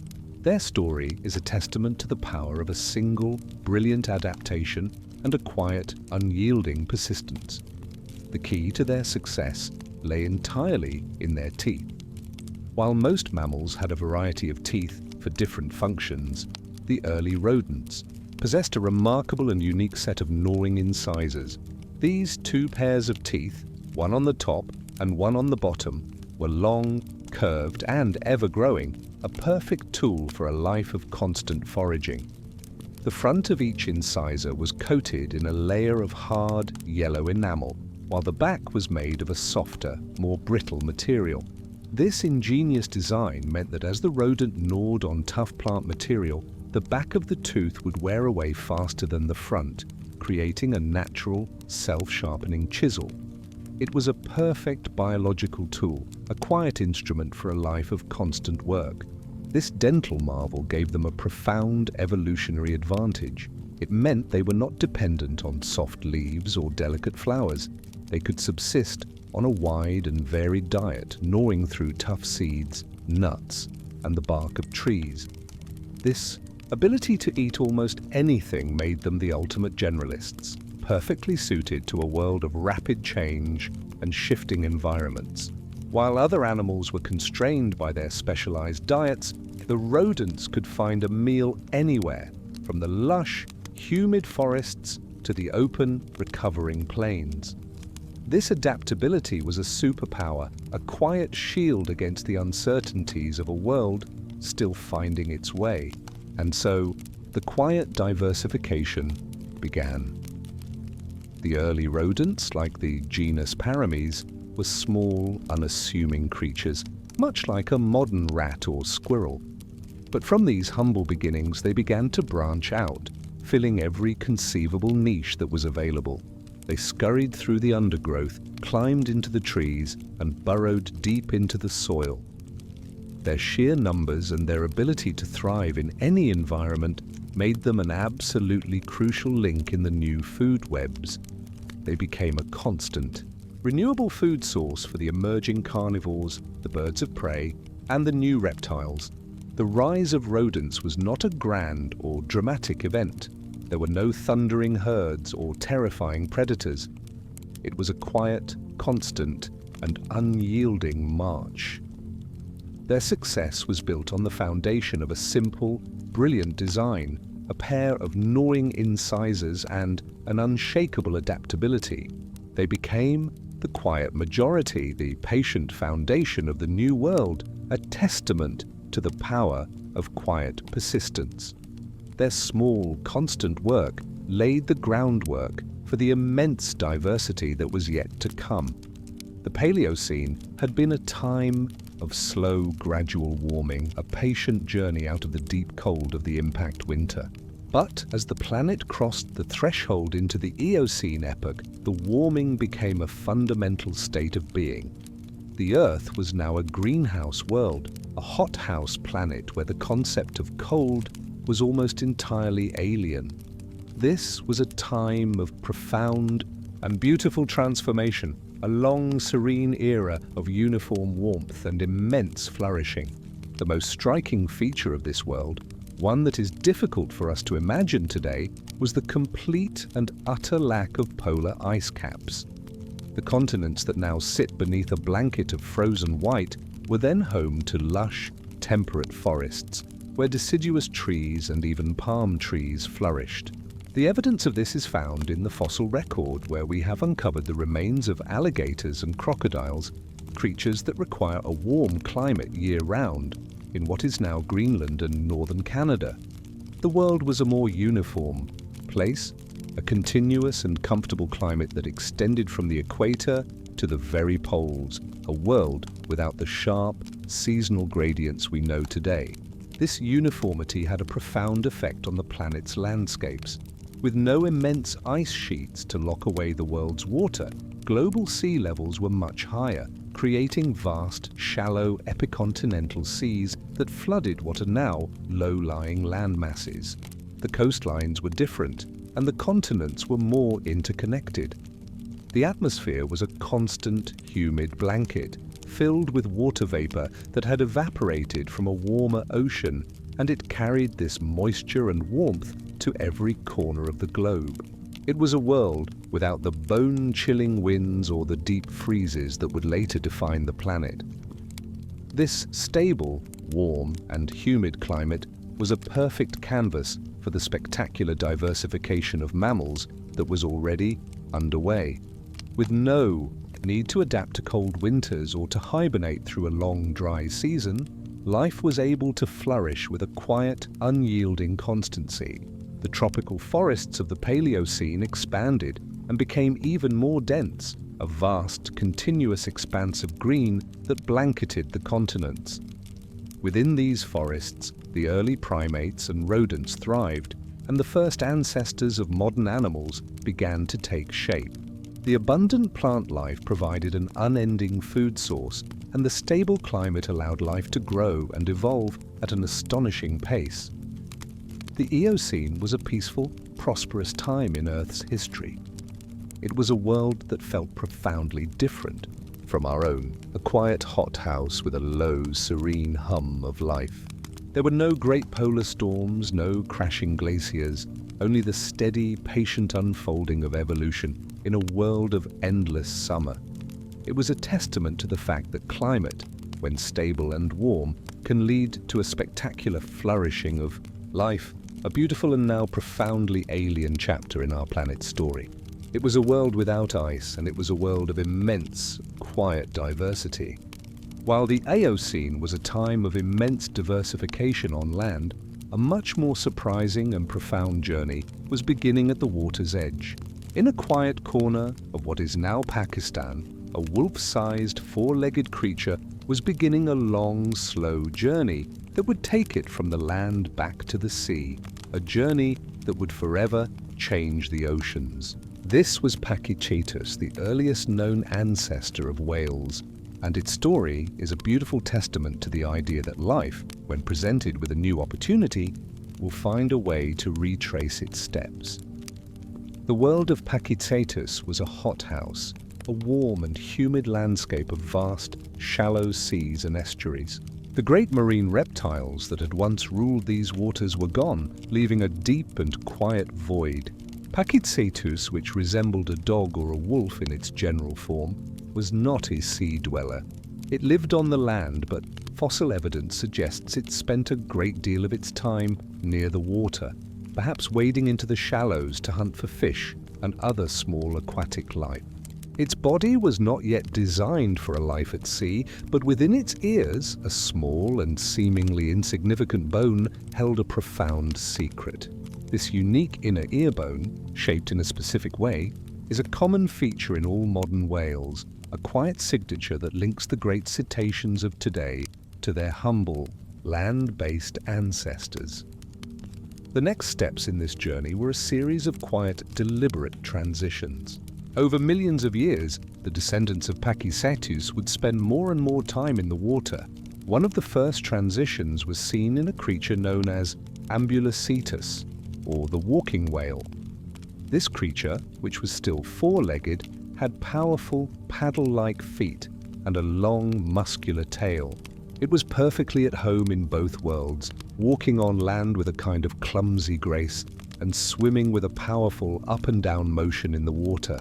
It was a quiet, living bridge between two worlds, a gentle creature that was both land mammal and marine explorer.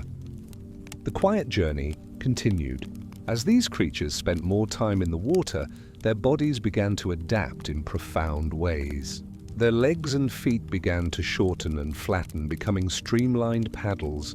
Their tails began to widen and flatten, becoming powerful flukes for propulsion. In a truly remarkable feat of evolution, their nostrils began a slow migration from the tip of the snout to the top of the head, a quiet journey that would one day result in the familiar blowhole of a modern whale. The ancestors of whales were not forced into the sea by a single catastrophic event.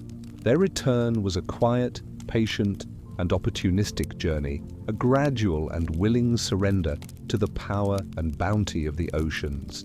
It is a story that reminds us of the profound adaptability of life and the beautiful, elegant ways in which it can change its course. The journey of the early cetaceans was a quiet and profound return to the sea, a story of a land-based animal finding a new kind of freedom in the depths of the ocean, a testament to the quiet, unyielding power of adaptation. While the great mammals of the Eocene were flourishing in their respective corners of the world, a powerful, quiet force was at work on a global scale. The continents themselves, which we perceive as solid and unchanging, were in a state of constant, slow motion. They were not static land masses, but immense, patient ships, floating on a sea of molten magma, and their gentle, inexorable movements were constantly reshaping the very stage upon which life was evolving. This continental drift would lead to the formation of temporary land bridges, and these bridges would become a kind of quiet highway for the migration of life. The land bridges were formed in two main ways. Sometimes, the slow collision of two tectonic plates would push the seafloor upward, creating a new, temporary strip of land that connected two distant continents. Other times, the global sea level would slowly fall, a quiet, rhythmic breath of the planet, revealing vast, submerged shelves of land that had once been hidden beneath the waves. The warm greenhouse climate of the Eocene, with no massive ice sheets to lock away water, meant that sea levels were high. But even then, these temporary connections would appear, offering a silent invitation for life to cross from one land to another. And the animals, with a quiet, patient pace, would begin their journeys. The fossil record is a silent testament to these migrations. We find similar forms of early mammals, from the ancestors of primates to the first hoofed animals, on continents as far apart as North America and Europe. This is not a coincidence. It is the quiet geological signature of a time when these two great land masses were connected by a temporary land bridge, a path that allowed for the peaceful exchange of life. The faunal exchanges that occurred were a profound and gentle force for change. The movement of species across these bridges created a kind of global evolutionary laboratory. It brought together lineages that had evolved in isolation for millions of years, leading to new competition and a fresh wave of diversification. The mammals that crossed these bridges would face new challenges and new opportunities, and this would in turn lead to an even more rapid and innovative evolution. A lineage that had evolved a specific trait to survive in one environment would now be introduced to a new one, and this interaction would create a quiet, constant pressure for change. But these land bridges were not permanent. Just as they were formed by the slow, gentle forces of the Earth, they would also be broken apart. The continents would continue their patient journey, the sea level would rise again, and the land bridge would sink back beneath the waves, once again isolating the populations. This cycle of connection and disconnection was a constant force for change, a gentle and rhythmic breath of the planet that shaped the evolution of life for millions of years. The story of land bridges is a quiet, geological epic, a testament to the fact that the Earth itself is a constantly changing stage for the great drama of life. The slow, patient migrations across these temporary connections fundamentally reshaped the world's ecosystems, a powerful and gentle force that ensured life would never remain static. While the new mammals were growing and diversifying on the land, the avian world was also undergoing a profound and spectacular transformation. In the absence of the great land-based predators of the dinosaur age, a new and unexpected kind of carnivore, or at least a new kind of immense, dominant creature, began to rise. These were the giant flightless birds, immense, feathered creatures that would come to rule over many of the terrestrial ecosystems of the Northern Hemisphere. Their story is a quiet paradox, a testament to the idea that a familiar body plan can be repurposed in the most surprising of ways. The most iconic of these birds were the gastornithids, which are sometimes colloquially, and perhaps unfairly, known as the terror birds. But their terror was more a function of their size than their nature.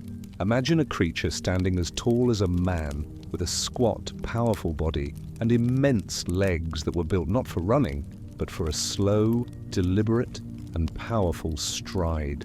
Their wings were small and useless for flight, a quiet, lingering echo of their flying ancestry. But their most remarkable feature was their immense, powerful beak, a tool of such strength that it could have easily crushed bones or torn apart tough plant material. The Eocene was a world of vast, warm and humid forests, and these birds were a quiet, powerful presence within them, They would have moved through the dense undergrowth with a slow and unyielding pace, their massive bodies creating a profound sense of stillness in the forest. While their exact diet is still debated by scientists, their peaceful, almost majestic forms suggest they were not the fast, aggressive hunters that their nickname implies. Some scientists believe their powerful beaks were used to crush tough seeds or tear up the fibrous roots of plants, a quiet, herbivorous existence. But whether they were peaceful plant eaters or patient, ambush predators, their sheer size would have made them the unquestioned ruler of their environment. For a period of millions of years, they were the top predators in many of the ecosystems of North America, Europe, and Asia, a living testament to the power of a feathered body plan. They were a successful evolutionary experiment, a branch of the avian family tree that found a new purpose in the world. Their quiet, unyielding dominance was a profound and beautiful paradox, a living echo of the dinosaurian world that they had so recently escaped. Their story is a reminder that the world's most powerful forces are often the ones that move with the most quiet and patient grace. While the new mammals of the Eocene were growing and diversifying, a small, humble, and unassuming lineage was beginning a quiet journey that would span millions of years and would culminate in one of the most iconic animals of the modern world. In the dense, warm, and humid forests, a creature no larger than a fox, with a graceful, deer-like body, was taking its first gentle steps. This was the Hyracotherium, or what is sometimes affectionately known as Eohippus, the dawn horse, and its quiet, forest-dwelling life represents the earliest known ancestor of the modern horse. The world of Hyracotherium was a profound contrast to the open plains we associate with horses today. It was a world of deep shade, tangled undergrowth, and soft, muddy soil. And the Hyracotherium's body was a perfect adaptation to this environment. Its feet were not the single solid hooves we know today. Instead, it had 4 separate toes on its front feet and 3 on its back, each ending in a small, blunt nail. These feet, with their soft pads, were perfectly designed for walking on the soft forest floor, giving it a secure footing in the wet, uneven ground. Its diet, too, was a reflection of its environment. Its teeth were small and simple with low crowns and were not designed for grinding tough grasses. Instead, they were perfectly suited for browsing on the soft, lush leaves and fruits of the Eocene forest. It was a quiet, timid creature, and its small size was its primary defense, allowing it to hide in the dense undergrowth and remain unseen by the larger predators of the day. It was a creature of 1,000 quiet moments, a gentle forager living a hidden life in the deep shade. The story of the horse's evolution is a quiet, beautiful paradox. It was not a sudden dramatic change, but a long, patient sculpture being created by nature, a slow and deliberate journey that would transform a small, multi-toed browser into a powerful, single-hoofed grazer. This quiet journey would be driven by the slow, inexorable changes of the planet, as the world's climate would eventually begin to cool and dry, and the vast, dense forests would slowly give way to the open grasslands. This change would provide a new set of challenges, and the horses would adapt in a spectacular way, with their bodies growing in size, their toes slowly receding, and their teeth becoming tall and strong for grinding the tough blades of grass. The quiet, humble life of the Hyracotherium is a testament to the idea that the most profound changes often begin in the smallest and most unassuming of forms. The immense, powerful, and galloping horses of today began as a gentle, timid creature of the forest. Their quiet evolution is a beautiful reminder that the most powerful force is not a grand, dramatic event, but a long, patient, and unyielding will to endure. As the herbivores grew in size and the world's forests spread, a natural balance began to reassert itself. In the wake of the great dinosaurian predators, A new kind of hunter was rising from the shadows, a quiet and patient force that would keep the New World's ecosystems in a delicate balance. The Paleocene and Eocene epochs were a time of rapid and profound carnivore evolution, a period that saw the rise of two great lineages, one that would quietly vanish and one that would go on to inherit the Earth. The first dominant predators of this new age were a group known as the creodonts. They were a diverse order of mammals that were the first to truly fill the role of the great hunters. Their bodies were long and powerful, and they moved with a quiet, patient grace through the dense forests. But their hunting was a simple affair. Their teeth were not as specialized as the carnivores that would follow, and their jaws were designed more for crushing and puncturing than for slicing and shearing. They were a successful evolutionary experiment, a quiet and formidable force in the New World. But they were also a temporary one. For in their shadow, another lineage was quietly evolving, a more advanced and more successful group known as the carnivorans. This group, which includes the ancestors of all modern cats, dogs, bears, and other carnivores, possessed a profound and silent advantage. The key to their success lay in their teeth, specifically in the development of a unique set of scissor-like molars known as carnassial teeth. These two pairs of teeth, one on the upper jaw and one on the lower, were perfectly designed for slicing through flesh and tendon, a quiet, brilliant innovation that made them far more efficient hunters than the creodonts. It was a simple change, but it gave them a profound advantage in the quiet competition for survival. But their advantage was not just in their teeth. The carnivorans also had larger, more complex brains than the creodonts. This meant a new level of intelligence, a greater ability to plan, to hunt in groups, and to learn from their environment. It was a new kind of predator, one that relied not just on power, but on cunning and a new, quiet sense of awareness.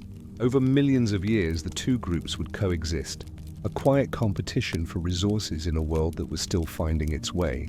But the more efficient hunting and the larger brains of the carnivorans would give them a slow but unyielding advantage.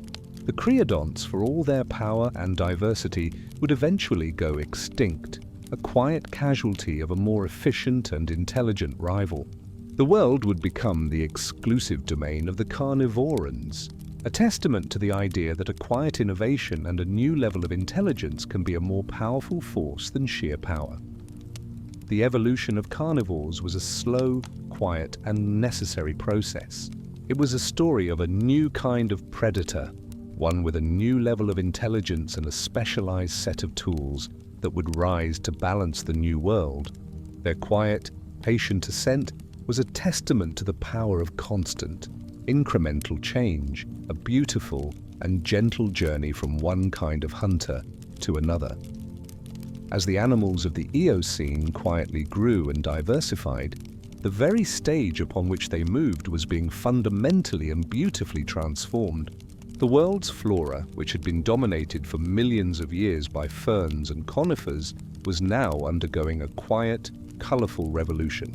The angiosperms, or flowering plants which had survived the Great Extinction, were now poised to become the dominant flora.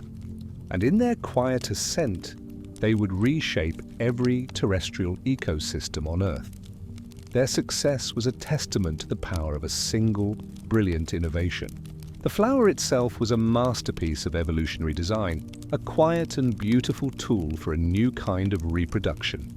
Unlike the ancient conifers that relied on the wind to carry their pollen, the flowering plants created a vibrant, fragrant invitation for the animal kingdom.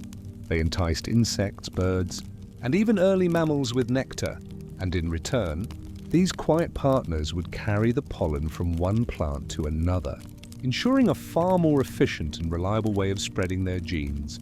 This was a partnership born of necessity, a silent, symbiotic dance between the plant and the pollinator.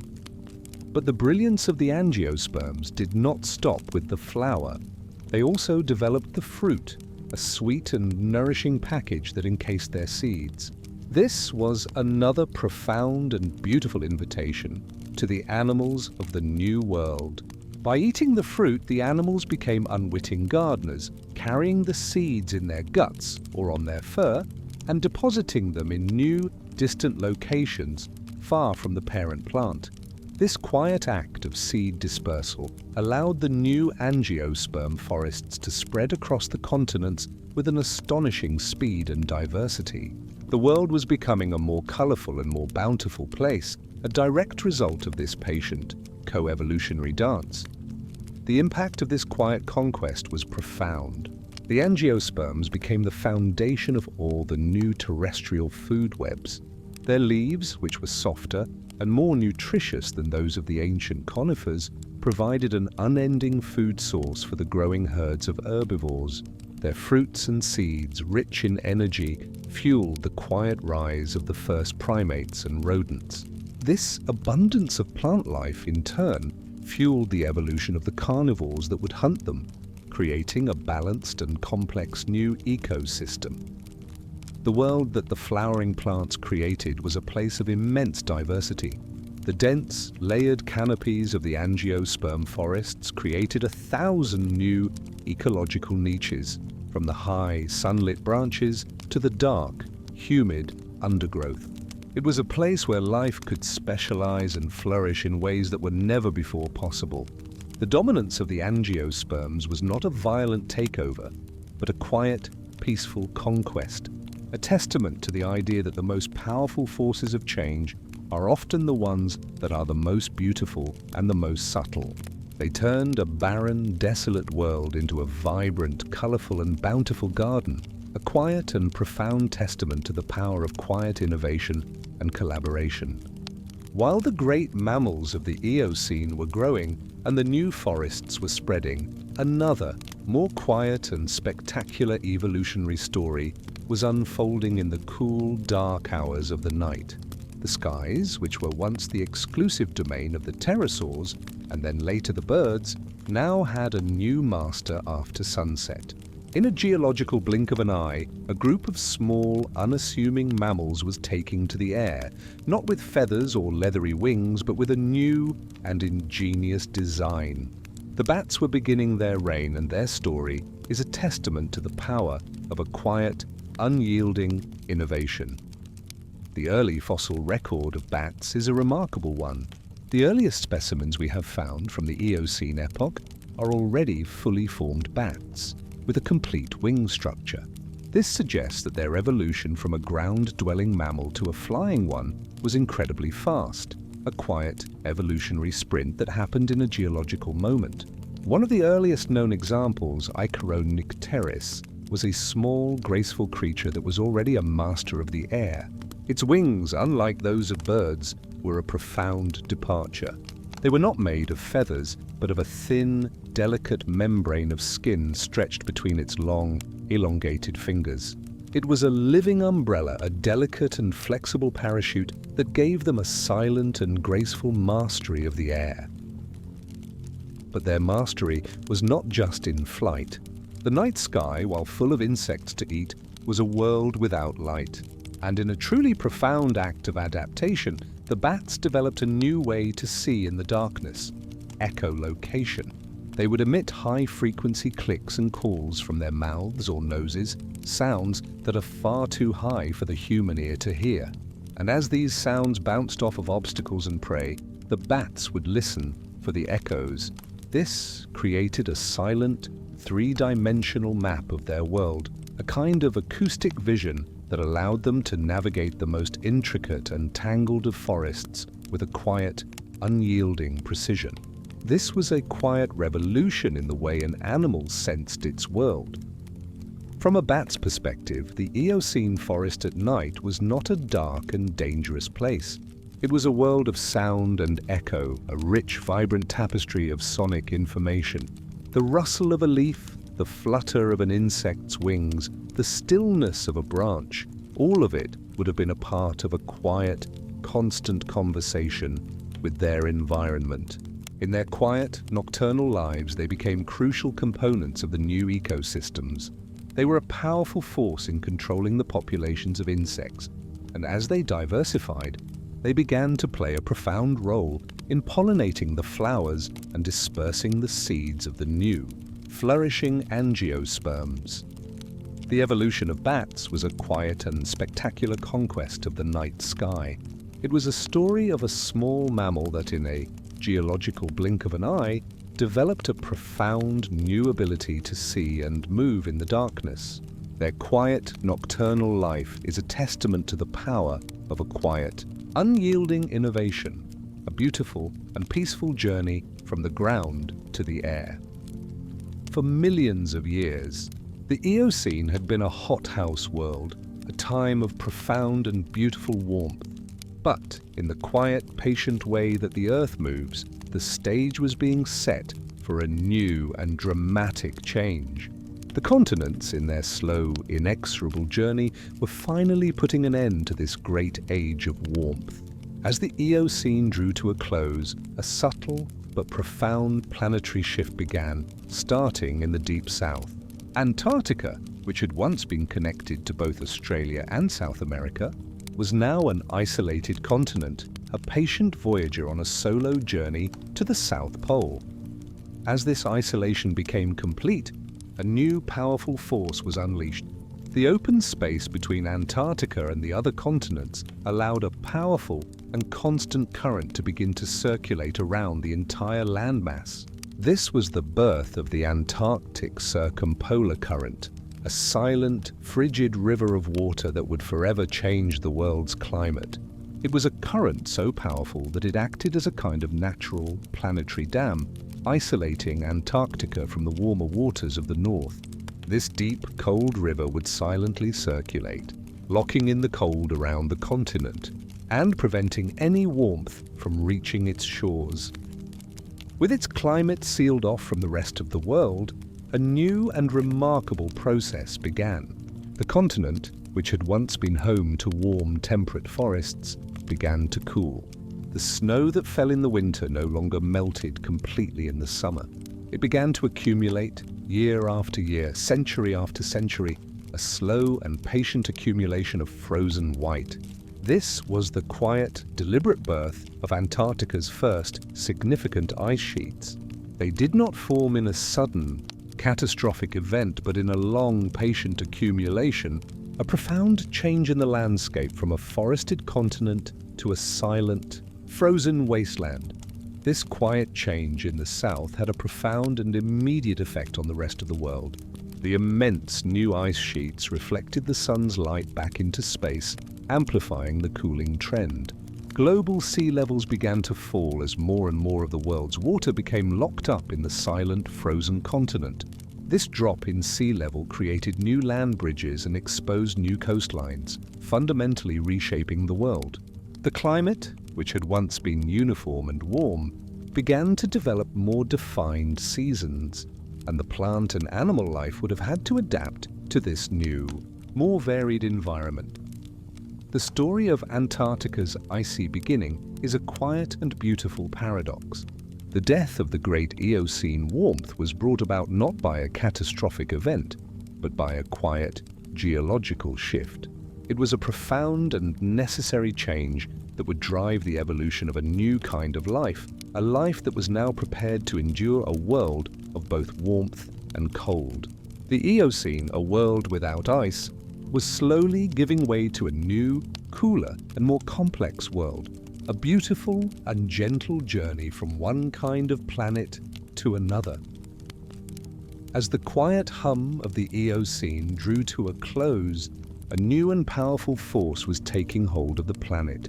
The slow, patient cooling that had begun with the birth of the Antarctic ice sheets was now accelerating, bringing an end to the long, warm reign of the greenhouse world. At the boundary of the Eocene and Oligocene epochs, a profound and significant global shift occurred, a quiet geological break that would fundamentally change the face of the Earth. In Europe, this event is known as the Grande Coupure, or the Great Break, and it is a name that perfectly describes a world that was suddenly and quietly made new. The Grande Coupure was not a single, catastrophic event like the asteroid impact. It was a profound and rapid global cooling and drying event that unfolded over a period of hundreds of thousands of years. The immense, interconnected tropical and subtropical forests that had blanketed the continents for millions of years began to recede. The world was no longer a humid, uniform garden. The seasons became more pronounced, the climate became more varied, and the lush, dense forests began to give way to new and open landscapes. This was the quiet, patient birth of the first widespread grasslands. For the life that had been perfectly adapted to the warm, wet Eocene, this change was a quiet catastrophe. Many of the archaic mammals that had flourished for millions of years were now facing a world that was no longer suited for their specialized forms. The soft leaves and humid environments that had sustained them were now gone. This led to a profound wave of extinctions, a quiet and mournful fading of many ancient lineages. The creodonts, the early archaic carnivores, and many of the early hoofed mammals quietly disappeared, unable to adapt to the new, cooler, and drier world. This was a faunal turnover on a massive scale, a silent changing of the guard that is recorded in the fossil layers. But in the wake of this quiet extinction, a new kind of life began to emerge. A life that was perfectly suited to the new, more open world. The mammals that had survived were the ones with a more adaptable design, and they began to evolve rapidly to fill the newly emptied niches. New lineages of hoofed mammals began to appear, with bodies and teeth better adapted to eating the tough, fibrous grasses that were now spreading across the plains. The carnivores that would hunt them also began to evolve, becoming leaner, faster, and more intelligent. The world was now a place of plains and open woodlands, a profound shift that would favor speed and a new kind of diet. The Eocene-Oligocene transition was a testament to the idea that change, even when it is quiet and slow, can be a force more powerful than any catastrophe. The Grande Coupure was a necessary break, a quiet reshaping of the planet that brought an end to one age and laid the foundation for another. It was a period of both loss and gain, a quiet, gentle journey from a world of humid forests to a new, cooler, and more complex world. A world that would eventually give rise to the immense diversity of the modern age. As the Eocene drew to a close with its great break, a new and cooler age began. The Oligocene epoch, a time of profound and gentle change, was defined by a new kind of climate and a new kind of landscape. The world that had been a uniform, humid hothouse for millions of years was now settling into a new rhythm. The slow, patient cooling and drying trend that had begun in the deep south with the birth of the Antarctic ice sheets was now a global reality, and it was remaking the very face of the planet. The most profound change was in the world's flora. The vast, interconnected tropical forests of the Eocene began to slowly recede, especially at the higher latitudes. In their place, new and more open ecosystems began to appear. These were the first widespread open woodlands where trees were more scattered and the sun's light could reach the forest floor. And in the spaces between these woodlands, a new kind of plant, the grasses, began their slow, silent, and patient conquest. They formed a new kind of landscape, a vast, open, and sun-drenched plain that was a stark contrast to the dense, shaded world of the past. This quiet transformation of the landscape had a profound effect on the animal kingdom. The new open spaces favored a different kind of animal. The mammals of the Oligocene were no longer constrained to the dense undergrowth. They began to evolve in new and spectacular ways, their bodies and behaviors adapting to a life in the open. The herbivores, which had once browsed on soft leaves, now had to learn to chew and digest the tough, fibrous blades of grass. This led to a quiet but profound change in their teeth, which became taller and more robust, designed for grinding. But the most visible change was in their forms. The new open landscapes favored speed and agility. The animals of the Oligocene, like the ancestors of modern horses and rhinos, began to grow taller and to develop longer, more powerful legs for running and escaping predators. The predators that hunted them also evolved in kind, becoming leaner, faster, and more intelligent. It was a beautiful and gentle dance of coevolution, a constant and quiet adaptation to a new world. In the Oligocene, many of the archaic mammals of the past vanished, but in their place, the first members of modern lineages began their quiet ascent, a testament to the idea that a new environment can lead to a spectacular new wave of evolution. The Oligocene was a time of both quiet loss and profound gain. It was a world that was no longer a uniform garden, but a mosaic of new ecosystems, of open plains and cool woodlands. It was a time that was slowly and patiently being remade, a beautiful and gentle journey from a world of humid forests to a new, cooler, and more complex world. A world that would eventually give rise to the immense diversity of the modern age. While the Oligocene was a time of quiet change and the rise of a new kind of ecosystem, it was also home to a creature of such immense scale that it remains the largest land mammal to have ever walked the earth. This was the Paraceratherium, an immense, gentle giant that moved with a quiet, unhurried majesty through the open woodlands and grasslands. Though it was a relative of the rhinoceros, it was a creature of a completely different order, lacking the familiar horn and possessing a grace that belied its colossal size. Imagine a creature taller than a giraffe and with a body as long as a bus, its immense weight carried on thick, pillar-like legs. The Paraceratherium's footfalls would not have been the thundering roars of a great beast, but a series of quiet, deliberate thuds, a slow and rhythmic beat against the soft earth. Its head was long and elegant, and it possessed a prehensile upper lip that it used to quietly pull leaves from the high branches of the trees, a testament to its gentle, browsing nature. It was a creature of profound stillness, a silent, living mountain in a world that was still finding its way.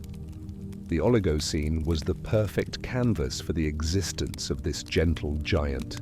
The vast, open woodlands provided an unending source of leaves and soft vegetation, and its sheer size meant it had no natural predators as an adult.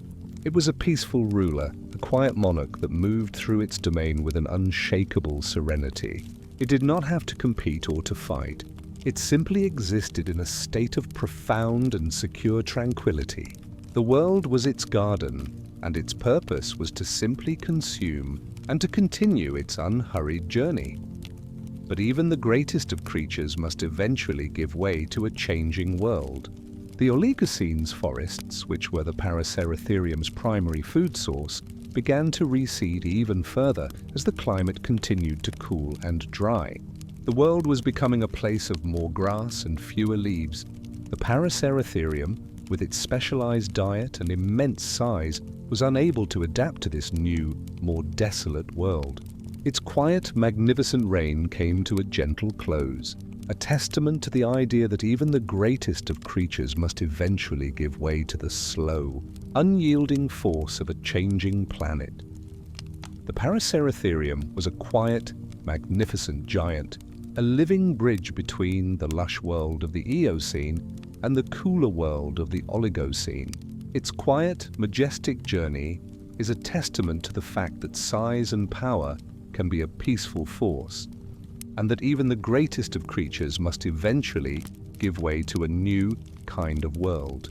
Its story is a beautiful and gentle reminder that all things, no matter how great, must eventually come to an end.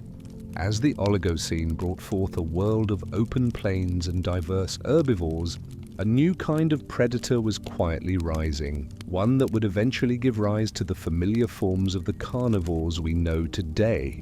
In a profound and beautiful divergence, the ancestors of modern cats and dogs, which had once been a single lineage, began to split, each taking a different path toward a new kind of quiet, predatory mastery. This was the era of the Feliforms and the Caniforms, and their story is a testament to the power of a quiet, unyielding specialization. The feliforms, the ancestors of modern cats, began their evolution toward a life of silent, solitary hunting. Their bodies became a model of quiet, explosive power. Their spines became more flexible, allowing them to coil and spring with a profound and graceful agility. They developed retractable claws, a silent tool that allowed them to approach their prey with a quiet, unyielding stealth. Their powerful limbs were built for a short, explosive burst of speed, a final, silent pounce that would bring their prey down. Their hunting was not a chase, but an art of patience and quiet ambush, a still and beautiful dance of waiting and precision. The caniforms, the ancestors of modern dogs, took a completely different path. Their evolution was a story of endurance and social cooperation. Their bodies became more streamlined and rangy, with longer legs built not for a short burst of speed, but for a long, tireless chase. Their hunting was not a quiet art, but a relentless pursuit, a quiet, unyielding endurance that would eventually wear their prey down. Their senses, too, became specialized. While the feliforms relied on a quiet, acute vision for their nocturnal hunting, the caniforms developed an astonishingly powerful sense of smell, a new tool for a life of tracking and following their prey over vast distances. The two great lineages also began to evolve different kinds of teeth. The feliforms honed their teeth into a perfect tool for a deep, powerful bite and for slicing through flesh and tendon. The caniforms, in their more social group hunting lifestyle, developed teeth that were more versatile, designed not just for meat, but for crushing and grinding the bones of their prey. This quiet, fundamental change in their bodies and their senses meant that they were now perfectly suited to their different hunting styles for millions of years. These two great lineages would coexist, a quiet, natural competition that led to a new level of diversity. Their different hunting strategies allowed them to occupy different niches in the open woodlands and plains, a perfect, quiet balance between the two great forces of the carnivorous world. The divergence of early cats and dogs was a quiet, beautiful, and necessary event. It was a story of two great lineages, each finding its own path to success, a testament to the power of specialization and quiet adaptation. Their quiet, patient evolution laid the groundwork for the modern, complex ecosystems we know today, a world shaped by a powerful yet graceful dance of predator and prey. As the Oligocene brought forth a world of open plains and new predators, the quiet journey of the primates, which had begun in the humid forests of the Eocene, continued its patient and unhurried course. Their story is not one of a single great journey, but of many small, quiet travels that would eventually lead to a spectacular and profound dispersal across the globe. This was a story of a lineage that would patiently spread to new continents, and in their quiet isolation would begin to diverge, giving rise to the immense diversity of monkeys, apes, and humans that we know today. The primate story likely began in Asia, and from there they began their quiet migrations. The warm, connected world of the Eocene, with its vast, uninterrupted forests and occasional land bridges, provided a perfect, arboreal highway for them to travel. They would have quietly spread across the land bridges that connected Asia and North America, and their presence in Europe and Africa is also a testament to this patient, unhurried travel. They were not constrained to a single continent. The world was their quiet, wooded domain. But the most profound and quiet journey was yet to come. The fossil record suggests that a small group of primates, a lineage that would eventually give rise to the New World monkeys, made a remarkable and perilous journey from Africa to South America. At the time, the Atlantic Ocean was much narrower, but it was still a vast and unforgiving expanse.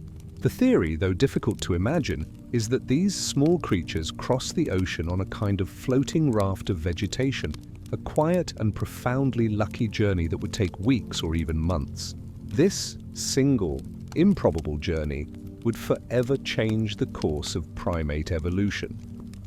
Once isolated on their new continents, the quiet divergences began. The primates that remained in Africa and Asia would go on to give rise to the Old World monkeys and the great apes, our own lineage, while the small group that had crossed the Atlantic would evolve in isolation into the New World monkeys. The differences that would emerge were a testament to this quiet, geographical separation. The New World monkeys would evolve to have a more flattened, round nose, and many would retain a powerful, prehensile tail that could be used as a fifth limb for grasping branches. The Old World monkeys, in contrast, would evolve a more downward-pointing nose and a non-prehensile tail. The story of primate dispersal is a testament to the power of a quiet, unhurried journey. It was a story of small, unassuming creatures patiently traveling across continents, and their isolation would lead to a spectacular diversification. This long, patient journey of separation was a necessary step that would lead to a new kind of social complexity, a new kind of intelligence, and eventually to a lineage that would look back on its humble beginnings and wonder at the incredible, unhurried grace of its journey. As the Oligocene epoch began its long, cool reign, a new and profoundly important kind of ecosystem was quietly taking root.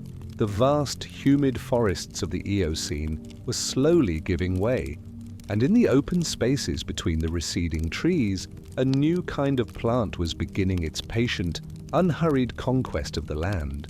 This was the birth of the grasslands, and their quiet emergence would fundamentally reshape the evolution of the grazing mammals that would one day come to dominate the world. The grass itself is a quiet, unassuming masterpiece of evolutionary design. Unlike most plants which grow from the top of the stem, a blade of grass grows from the bottom. This simple adaptation gave it an incredible resilience. A mammal could graze on it or a fire could sweep through, but the growing point of the grass, safely at the base, would remain unharmed, allowing it to quickly recover. This made it a perfect food source for the New World, a quiet and unyielding force of regeneration. But the grass was also a tough food. Its blades were filled with tiny, abrasive silica particles called phytoliths, which would wear down the teeth of any animal that tried to eat it. This quiet, unyielding nature of the grass created a powerful selective pressure for the new herbivores. They could not simply browse on the soft leaves of the Old World anymore. They had to adapt, and they did so in a profound and patient way. Their teeth, which had been simple and low-crowned, began to evolve. Over millions of years, they became taller and more robust, a feature known as high-crowned teeth, perfectly designed for grinding down the tough, fibrous grasses and the abrasive phytoliths they contained. This was a quiet revolution, a gradual, imperceptible change that would fundamentally transform the way animals ate and lived. But the influence of the grasslands did not stop at the teeth. The new open landscapes favored a different kind of animal. The mammals of the Oligocene began to evolve longer, more powerful legs for running, a necessary adaptation for escaping predators in a world with no place to hide. Their way of life also changed. A solitary animal would have no chance in these open spaces, and so the herbivores began to live in groups, forming the first quiet herds for protection. This social way of life was a new and profound adaptation, a quiet, gentle journey toward a more complex society. The birth of the grasslands was a quiet, profound event that fundamentally changed the world. It was a story of a new kind of ecosystem, a new kind of plant, and a new kind of animal, all dancing together in a quiet and gentle rhythm. The grasses would slowly spread across the continents, and the grazing mammals would slowly evolve to meet their quiet challenge. It was a beautiful and gentle journey from a world of humid forests to a new, open, and sun-drenched world. As the Oligocene epoch began its long, cool reign, the planet itself was developing a new and profound rhythm. For millions of years, the world had been a uniform hothouse, a place without the sharp, dramatic changes we know today. But with the birth of the Antarctic ice sheets and the subsequent global cooling trend, the Earth's climate began to express itself in a new, cyclical way. The planet was now a place of rhythm, a world of repetition, a quiet and beautiful dance of warmth and cold. The cause of this new rhythm lay in a fundamental aspect of the planet that had always been there, its axial tilt. The Earth's gentle wobble on its axis, which had always caused some variation in sunlight, now had a profound and immediate effect. In the cooler world, with its new ice sheets reflecting the sun's light back into space, the amount of solar energy that reached the different latitudes became a matter of life and death. This created a profound and beautiful paradox, a world that was now defined by a quiet, rhythmic change. For the animals and plants of the Oligocene, this new rhythm would have been a profound, existential challenge. The lush, constant growth of the Eocene was over. The world was now a place of seasons. There were warm, long days of summer when the plants would grow and the animals would fatten up, a quiet, peaceful flourishing. But these days were followed by the deep, silent cold of winter. I can almost imagine the first quiet frosts, the first delicate flakes of snow, and the first of the quiet, cold winds. This was a world of dormancy, of quiet stillness, a time of profound rest. The animal kingdom, which had not had to adapt to such a rhythm before, would have to evolve a new kind of strategy for survival. Some animals would begin the long, patient journey of migration, following the warmth from one place to another. Others would develop the quiet biological ability to enter a deep sleeping state of torpor or hibernation, waiting out the long, silent cold in a state of quiet rest. The plants, too, would adapt, with some developing the ability to shed their leaves in the autumn, a quiet and beautiful surrender to the coming winter, a way of preserving their energy for a later rebirth. And this was not just a cycle. It was a quiet, unyielding march toward a cooler, more varied planet. The seasons became more pronounced, and the overall temperature of the planet continued its gradual, patient descent. This quiet, rhythmic cooling would one day lead to the immense, cyclical cold of the ice ages, a testament to the idea that even the most dramatic of planetary changes often begin in the quietest and most rhythmic of ways. The emergence of climate cycles was a quiet and beautiful event that fundamentally changed the world. It was a story of a new kind of rhythm, a new kind of life, and a new kind of planet, all dancing together in a quiet and gentle beat. This was the quiet, patient, and beautiful beginning of the modern world. While the plants and animals of the Oligocene were quietly adapting to their new, cooler world, the very stage upon which they lived was being reshaped by an immense, powerful, and utterly patient force. The continents themselves, which seemed so solid and unchanging, were in a state of constant slow motion. This was the great, unhurried dance of tectonic plates, and their quiet, inexorable movement continued to reshape the world's oceans and influence its climate in a way that was both profound and beautiful. Imagine the Earth's crust not as a single, solid shell, but as a series of immense, interlocking puzzle pieces floating on a sea of molten magma. These tectonic plates move at a pace of mere inches per year, a movement so slow as to be imperceptible, yet so powerful as to build entire mountain ranges and reshape the world's oceans. Their collision is not a violent crash, but a slow, patient pushing up of the land.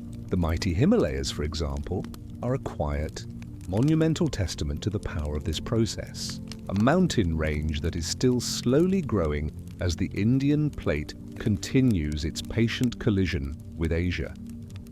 This constant, quiet movement of the continents had a profound effect on the world's climate. The continents acted as quiet dams, redirecting the world's great ocean currents. When the continents were arranged differently, the oceans could circulate warmth from the equator to the poles more freely. leading to the uniform greenhouse climate of the Eocene.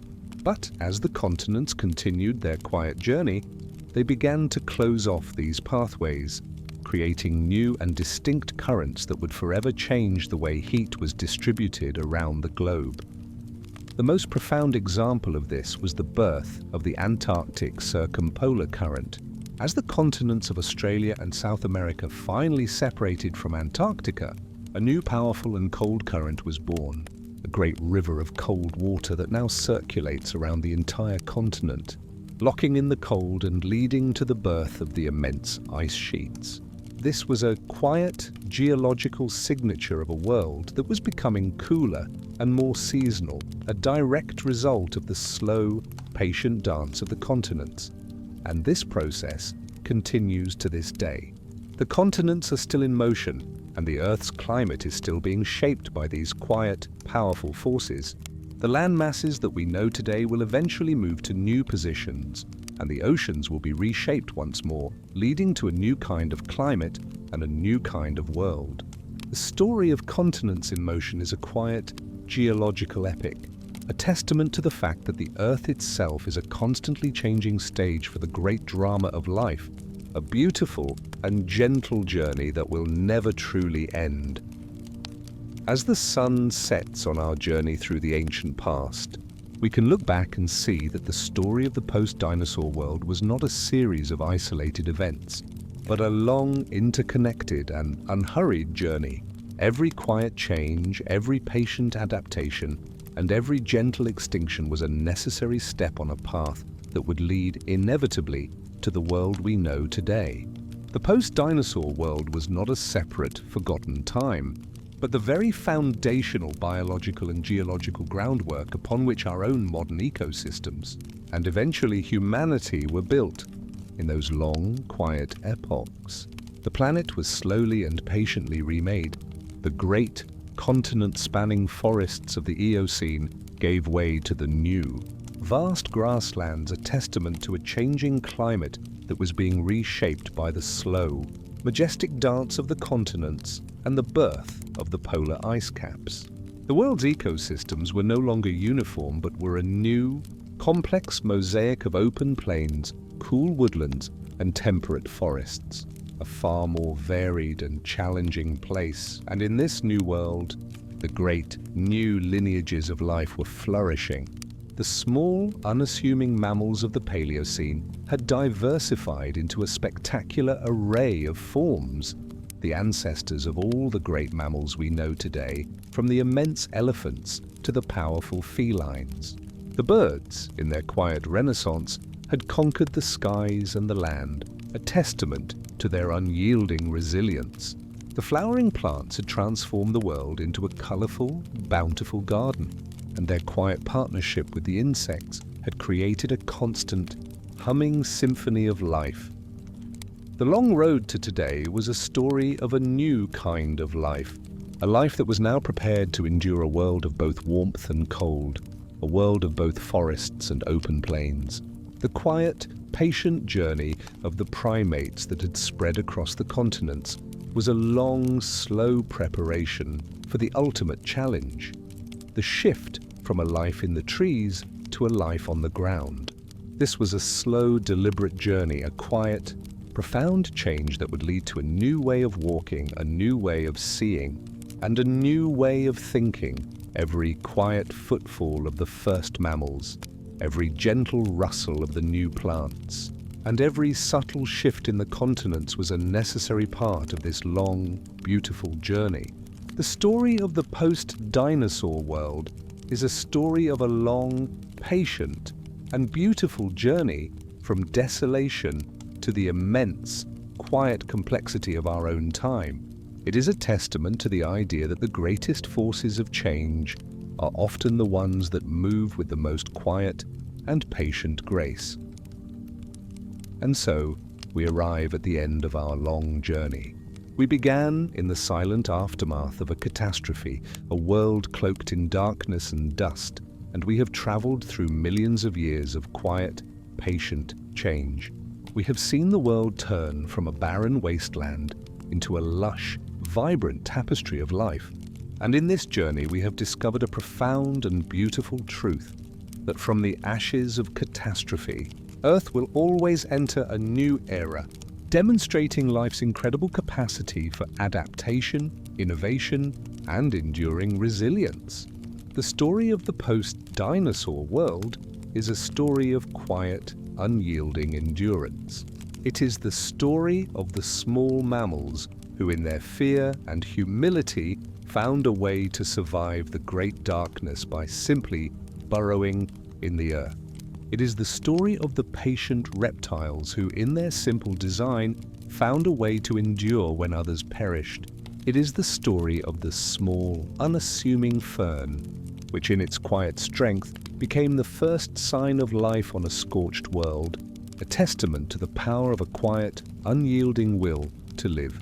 But it is also a story of spectacular innovation. It is the story of the quiet evolution of a small insectivorous mammal into the great whales that now glide through the deep blue, a beautiful and gentle return to the sea. It is the story of a small, unassuming creature with a pair of gnawing incisors, which would go on to become the most successful mammal lineage on the planet. It is the story of the first primate, which in its quiet, arboreal life, developed a new way to see and to grasp the world. Every quiet change, every small adaptation, was a step on a long, unhurried journey toward a more complex and beautiful world. And in this great drama, the Earth itself was a living partner. The oceans, after their profound sickness, slowly and patiently cleansed themselves. The atmosphere, after its long darkness, cleared, and the sun's light was once again able to nourish the planet. The continents, in their slow and majestic dance, continued to reshape the world's currents and to build new mountains, creating new challenges and new opportunities for the life upon it. The Earth's journey is a microcosm of life's journey, a story of quiet, unyielding renewal. The world we live in today, in all its complexity and quiet beauty, is a direct result of that ancient journey. The animals, the plants, the oceans, the seasons, the very air we breathe, all of it is a product of a long, patient, and beautiful story that began in the wake of a catastrophe. It is a testament to the idea that the most powerful forces are not the catastrophic ones, but the quiet, patient ones, resilience, adaptability, and the quiet will to live. It is a beautiful and gentle reminder that even after the most profound destruction, life will always find a way to return. Sleep well, traveler.